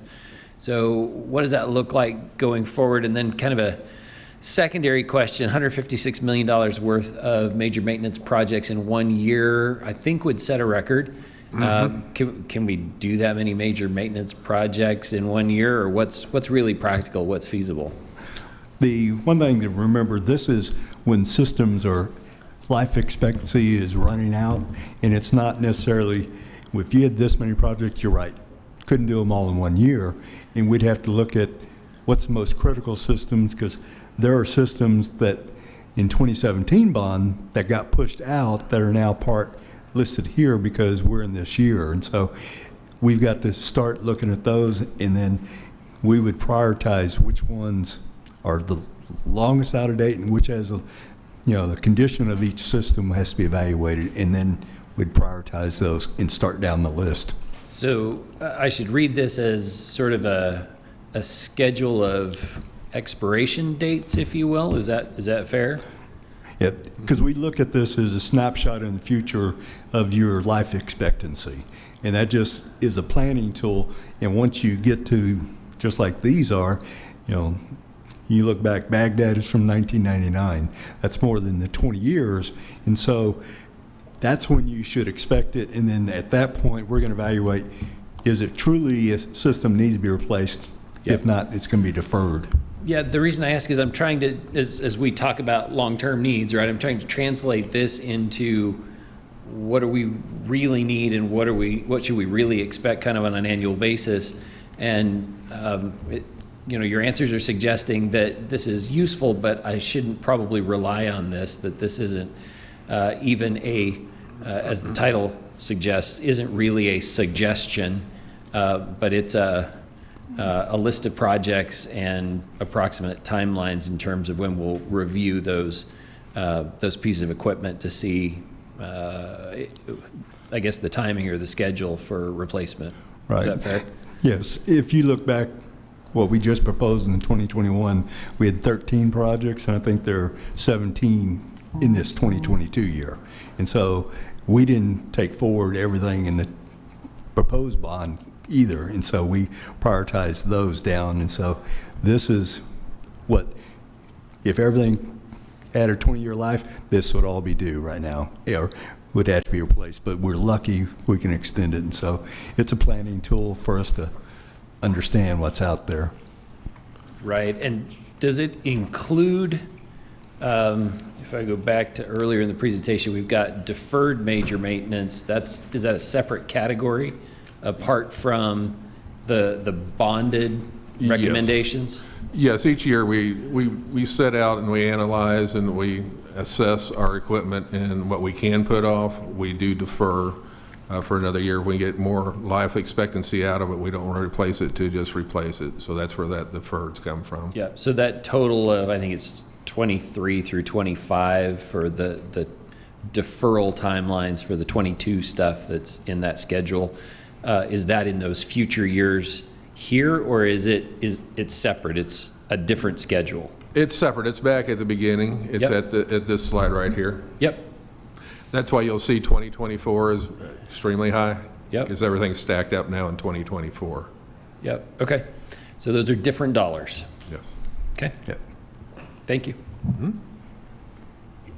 Jimmy, I want to review, I want to follow up with you offline, so I'm just giving you a heads up that I'm going to reach out to you, because I know through various iterations and years, there's been questions we've asked, and Jerry, you might recall it as well, as things, can we make this document, can we see certain things in this document, how is this showing X, Y, Z, and I don't remember off the top of my head all the questions right now, but I kind of want to have that conversation with y'all to understand, like, from the years of input we've been given as trustees are giving, what is some things that are implemented that are in here, and if there aren't things that are implemented in here, okay, then maybe there was a reason they weren't, but I just need to understand so it doesn't feel like Groundhog Day that we keep seeing a similar document, and am I saying the same thing, or maybe I'm not clear and I don't know, so I want to follow up to make sure that I'm on the same page with y'all of what our capital renewal, like what all of our conversations up to this point, since I've been around at least, have led as far as improvements in this document, and what are other things or iterations that maybe got left on the table, and I want to understand why they're left on the table. So that's just important for going forward. And I'll follow up with y'all afterwards offline. Okay, and absolutely, we want to give you what you want in a presentation. And that's why you got the deferred section in there, because we were leaving that out, but as a request years ago, that was put in, so. And I think that'll help too, because revisiting this once a year, it's like, wait, I remember we said something here, then I'll go back through my notes. So I think us just getting on the same page would be great. So I'll reach out to y'all. Absolutely.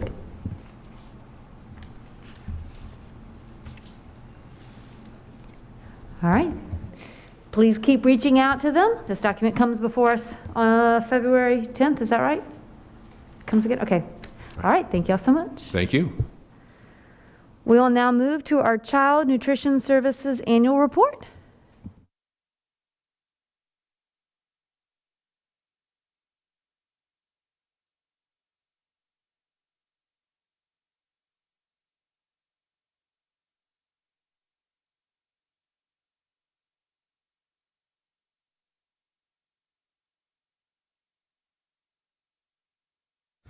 Good evening.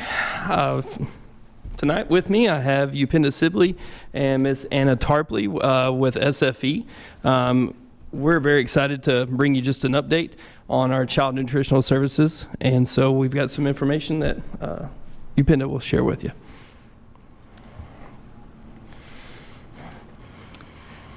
Good afternoon, Madam President, Board Trustees, Dr. Gearing. First off, thank you for taking the time to, hear an update about the Child Nutrition Department. Any moment that we get to highlight our CNS heroes, we are very, thankful for. So during this time, the purpose is stated on the slide before you. We'll go to the next slide. As you can see, we are at about 2.5 million meals as of December 31st. This does not include our January numbers. So we're feeding a lot of kiddos here in the LISD community, and our staff, they're working extremely hard and putting out a beautiful quality meal for those students. So kudos to them for doing it under the challenges that they're faced with at this point. But as you can see, we are on track to maybe hit at least 5 million meals this year. So lots and lots of good, healthy meals going out to our students. We'll take the next slide. We have a 3-year snapshot for you just to give you an idea on our breakfast averages. This is a daily average. And it's broken off over our operating months. So when you look at this slide, you'll see everything in orange is our current year, and it kind of shows the 40% increase in our breakfast counts across the board. So we have more kiddos eating breakfast, and that's always a great thing.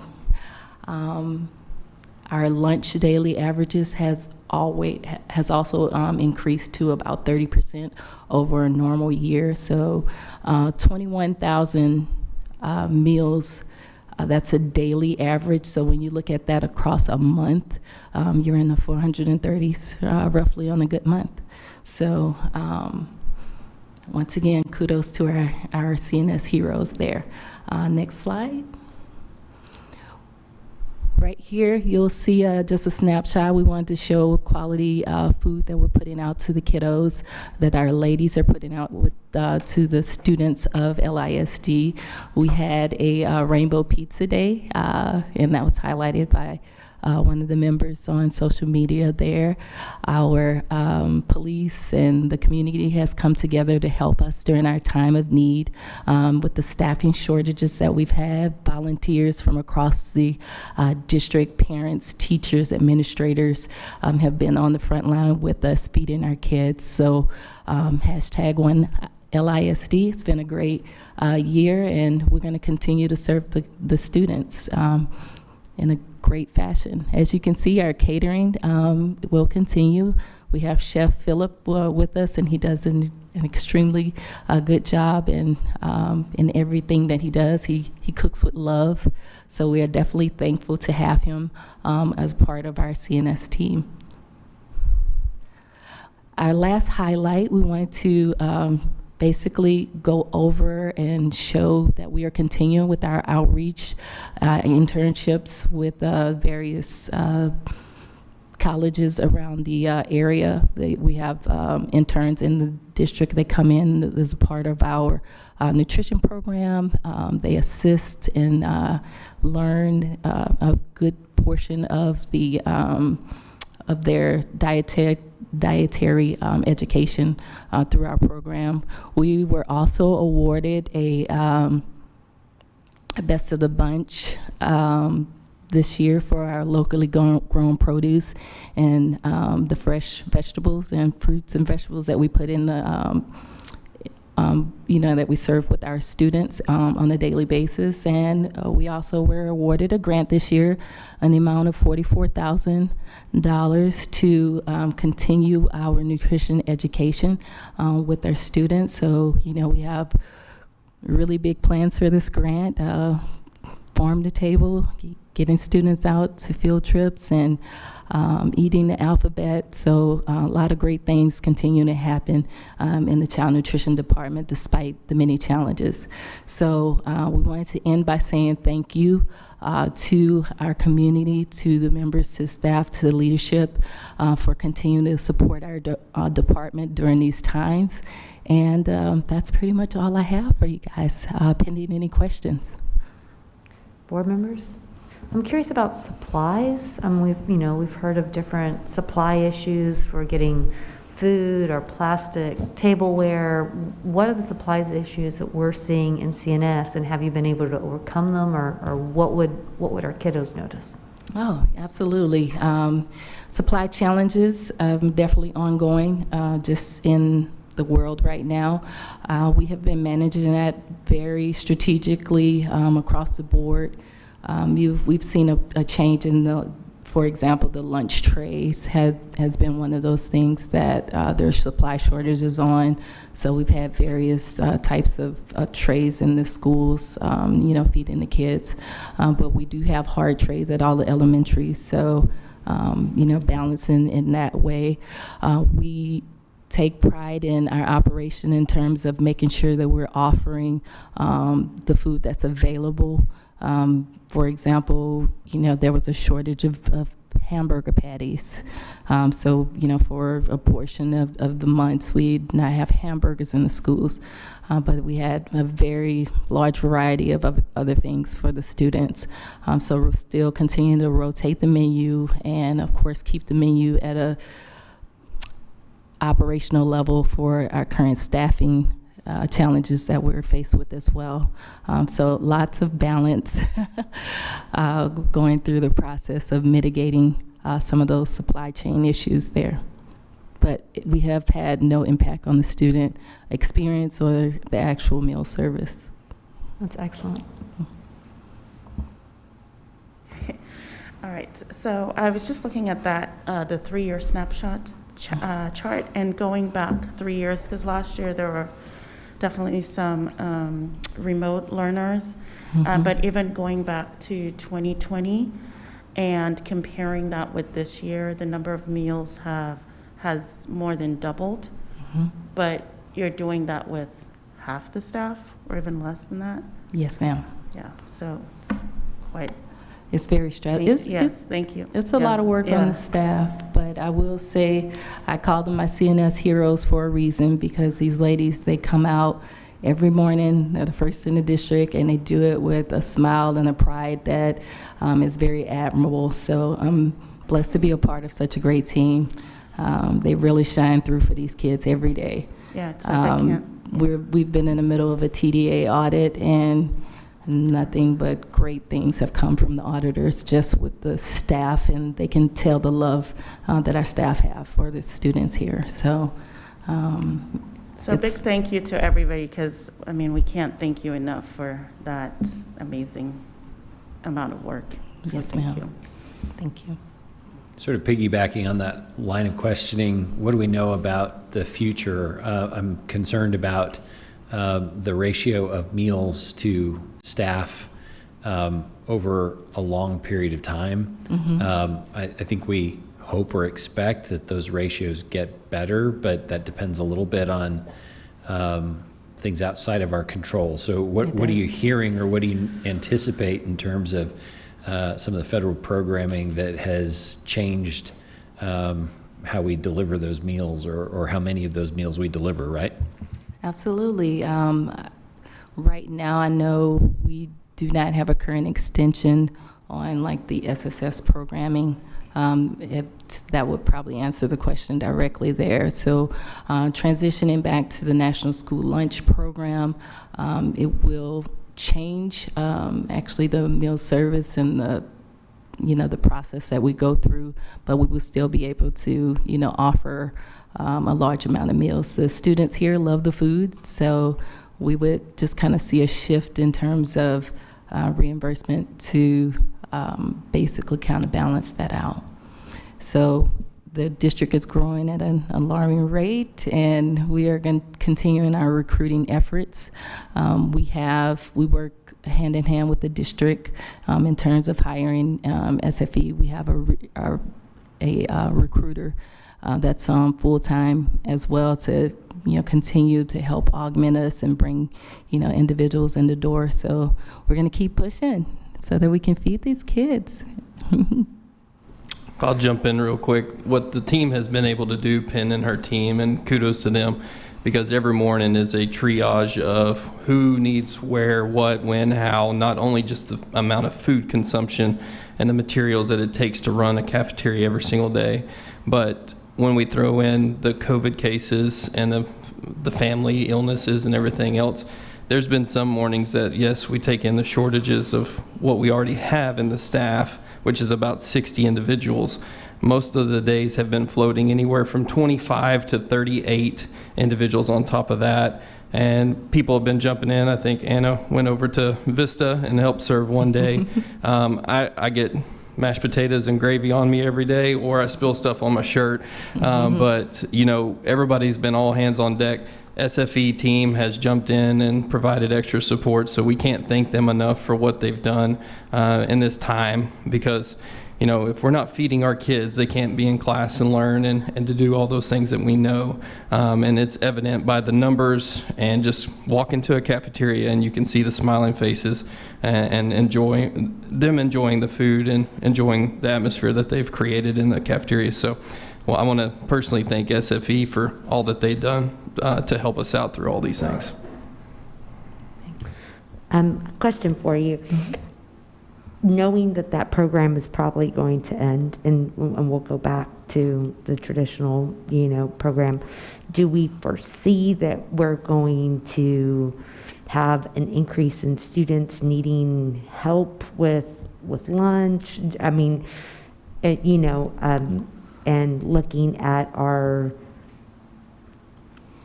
lunch program, when someone doesn't have funds, the type of options that we have available to those students, and and what that's going to look like. And my concern is, because we've done it this way for a while, I'm concerned about the shift of what that looks like when I was able to get a full lunch tray like everyone else, and what that looks like moving forward. I have some real concerns about what that means to our students, and especially students with not being able to purchase a full lunch. And I know we've talked about what the free option looks like, but I'd really like us to consider that and maybe look at ways where we could do something better than what we did before COVID, just because I think that's going to be that can really be a shock to some students that don't really realize this is the program that we've been on, and now that's going to change. And I used to get a full tray of food, and now I'm getting this. Well, I will say the way that the program is structured, it takes in account all those things. So every student will be able to get the same meal regardless of eligibility. It's more just it's a change in the funding structure across the board and the actual program itself. But in terms of the quality of food and the options for those students, everyone would have exactly the same options as each kid. It wouldn't be students that qualify for the program, but students that don't qualify for the program but have a negative balance on their account. I think that's my bigger concern. So part of what we've done is a concern of making sure that all the students and families are getting the needs met. We've met and sent out several informational things earlier this year, and that'll be a hard push for us again as we move into the spring, late spring and summer, as we get ready for August, which is what I think you're kind of moving towards. Because, yes, these have been nice because everybody can come in and we can get it all done, but how are we taking care of those families that need assistance and maybe have not asked, or the format of being able to go through.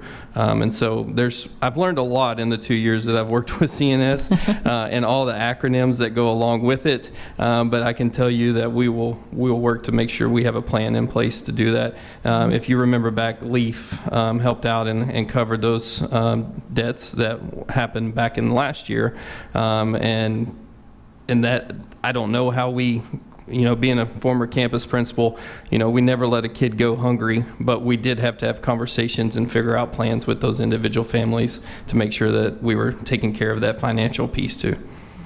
Okay, thank you. I also just wanted to say thank you for everything that, your team is doing.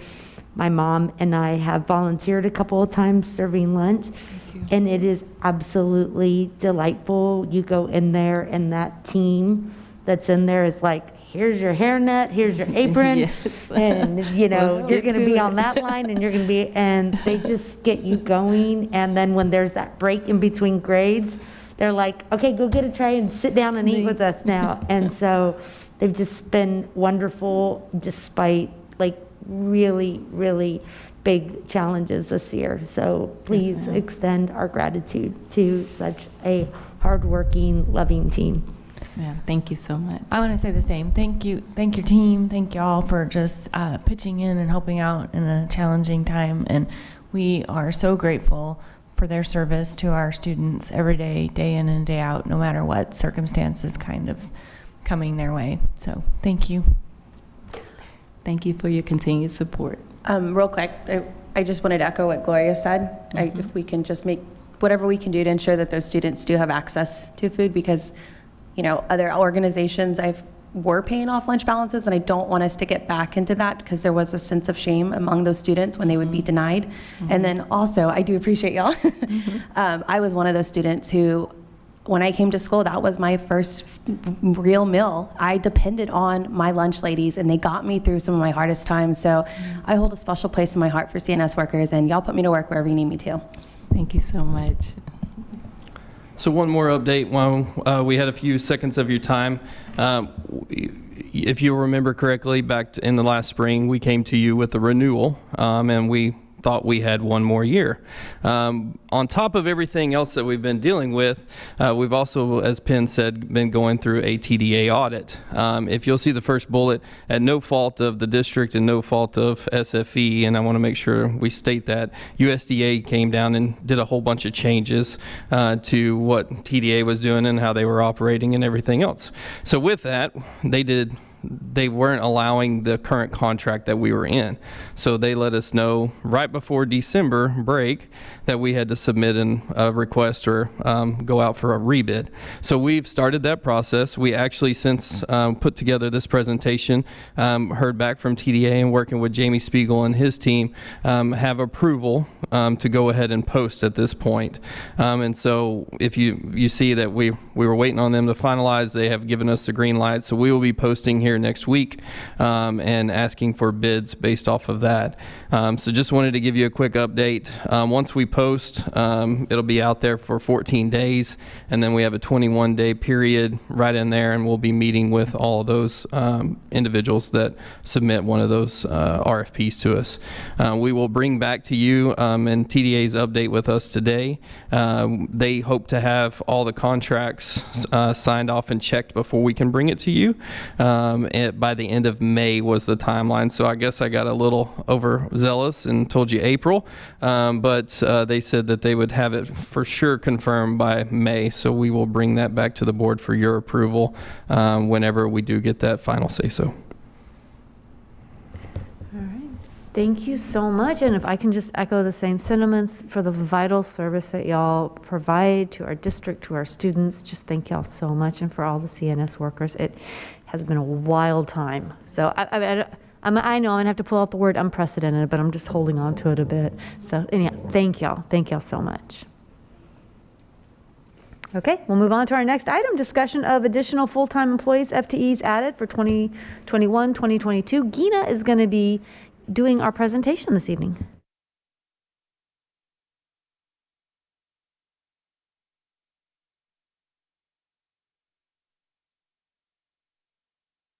we don't have comments open on the CNS. That's not a public comment portion. But you can talk to Brandon to work out any other details or misunderstandings. All right, Gina.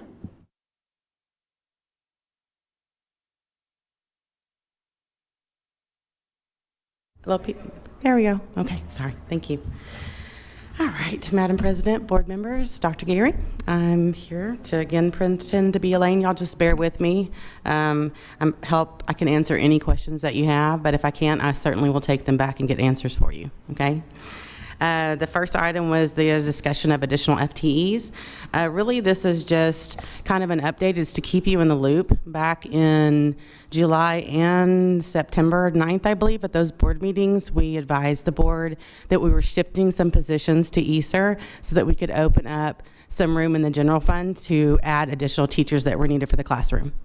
But beyond that, there have been other positions that were added with ESER funds or other federal funds, and we wanted to make sure you had a comprehensive list of all of those FTEs that have been added since we adopted the budget.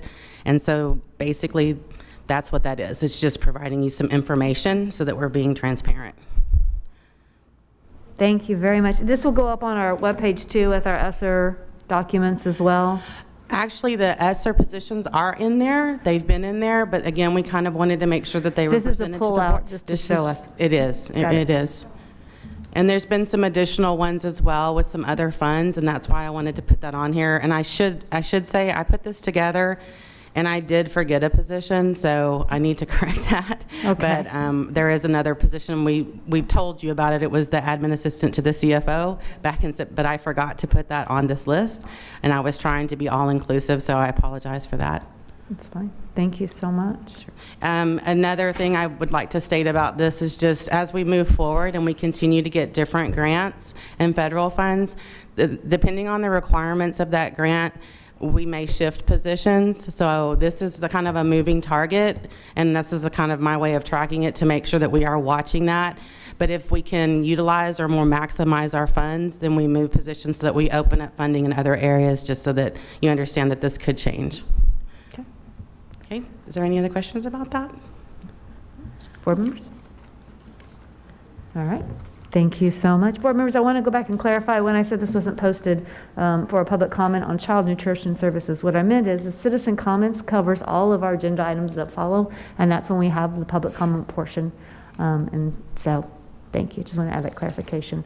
We'll move on now to our next item, which is discussion board committee to select external audit firm.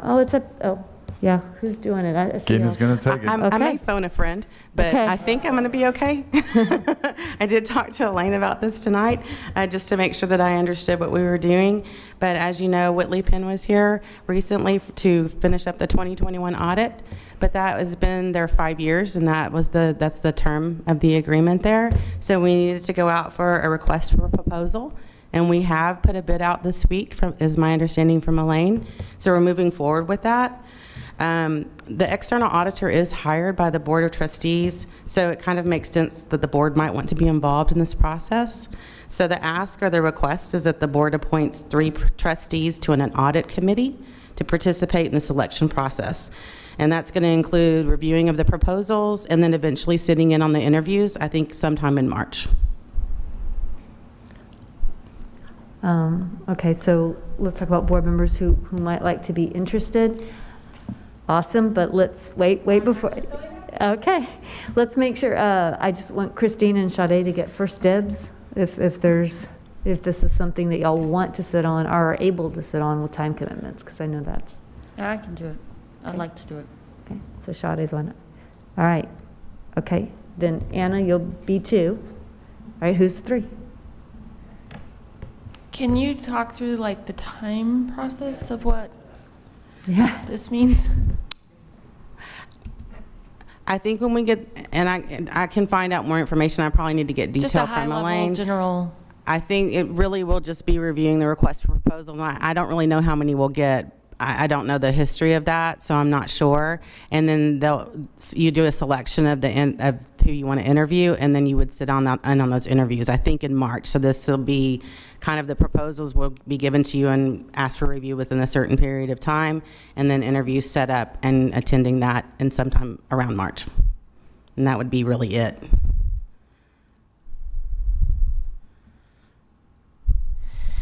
Okay, I'm your third. All right, so that side over there takes it. I don't want y'all to fight over it. I mean, I just hope I get to go home in March. I want to go home in March. At some point. All right, well, thank you very much, Gina. We'll move on to our next item, which I think is you still, while we're here. I think I'm closing us up tonight. Yeah, I think you're going to actually close us out. We've got item 5 and 6, the 2021-2022 budget projections and the business and finance monthly reports. That is correct. So for the projections, this is the first time we've brought that this year. We started this whenever Elaine got here. It's, I think, been really helpful. It's helpful to me and I think helpful to the board. But we're looking at actual expenditures from July through December, and then we're projecting out the rest of the year to try and determine when we're going to end the year so that you have an idea, a more accurate idea, and not just a budget outlook, but more of a true projection of where we're going to end. Everybody knows with a lower ADA, revenue funding is really a concern. So while we are projecting quite a bit of savings on the expenditure side, especially with all the vacancies and things like that, we're anticipating we will see significant savings again this year. But unfortunately, the revenue is also potentially up to $14.8 million loss of state aid. So we're monitoring that. It's really early on. We're hoping that the state will do something and they will do hold harmless. And if they do, then this whole picture can change really quickly.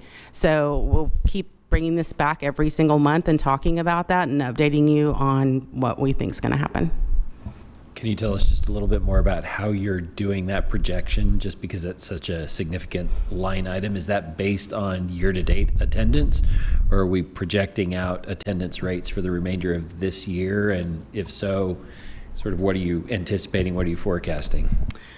I don't want to quote Becky. Garcia actually handles the revenue, and she's the one tracking that, and she does project it out for the rest of the year. I don't know what number she's using, but she looks at the numbers often in the 6 weeks contact hour reports and then history. And we are kind of shooting in the dark right now, so to speak. And when we don't know if we're highballing or lowballing it, and we're looking, I mean, potentially we don't know. We're trending up again, so again, looking at it every month, I think, is the best that we can do right now, and then looking to the state, hopefully, to step up and do some hold harmless for us. When it comes to that, I thought that, Dr. Gehring, you said 1% is 3 million. Is that correct? So like this month, maybe we're averaging, who knows, maybe like 90% or even a little bit lower. And if 96 was the budget target, so that 6% difference. No. Excuse me, yeah, go ahead. Is that well, no, 18 million? Is that how you it's got to done? take it on the average, right? Okay, So yes, this month is going to hurt the average, but it's not going to yeah. hurt it by 6 percentage Okay, points. good. Okay. All right. So the average throughout the year could end up being It's at maybe 94 92. right now. Okay. And so we're 2 percentage points down on the projection, So which was that's 6 96%. So that, you know, this month's going to drag that 94 down a little bit, but then if the next 2 months or 3 months get better again, then that'll drag that back up again. So that's why they're kind of shooting in the dark, because we're not sure what's going to happen with COVID, what those attendance rates are going to look like. And I do think she's using around 95% right now, which could be on target. We're definitely not using the 96. We've backed off from that quite a bit. And the only good thing about the projections from here on out is we'll bring them back every month, and then every month they get a little closer to what the reality is going to be. So, and then that huge unknown, of course, is what the commissioner said today in the meeting, which is, I'm suspending all of these waivers because there's too many, so we'll have to do something comprehensive, but they don't know what that is yet. So, absolutely. So just to clarify, if we're projecting around 95 and historical's 96, is that what you said? Well, we budgeted on 96, right? Right. So the 14 million, almost $15 million delta that feels like more than 1% difference in ADA is. Am I missing so something? it's not just ADA. No, well, it's not, but, I should get a number from Becky. I gave you 95, and I could be wrong about that. I mean, Okay. I didn't talk to her about that today, so maybe I'm not, I could be. I'm just trying to get a ballpark on what the kind of range of potential impact is based on ADA, and I'm trying to read it out of that one line in the revenues that state ASF and FSP, where the delta, the change from the revised is 14.8, right? So I'm just trying to understand what's driving that. I do know that the most significant portion of that is in regard to ADA. I mean, it may not be all of it, but it is the majority of it. Well, I notice it says fast growth allotment as well. That's going to have an impact. Correct. There's another feature. So there's a couple of features, like when you look over the explanation of the variances, there's a few items they put in there. So for sure, we'll bring you a stronger update at the next meeting. Yes, it'll be better. It's a start. It's a start. You're doing great, Gina. Okay.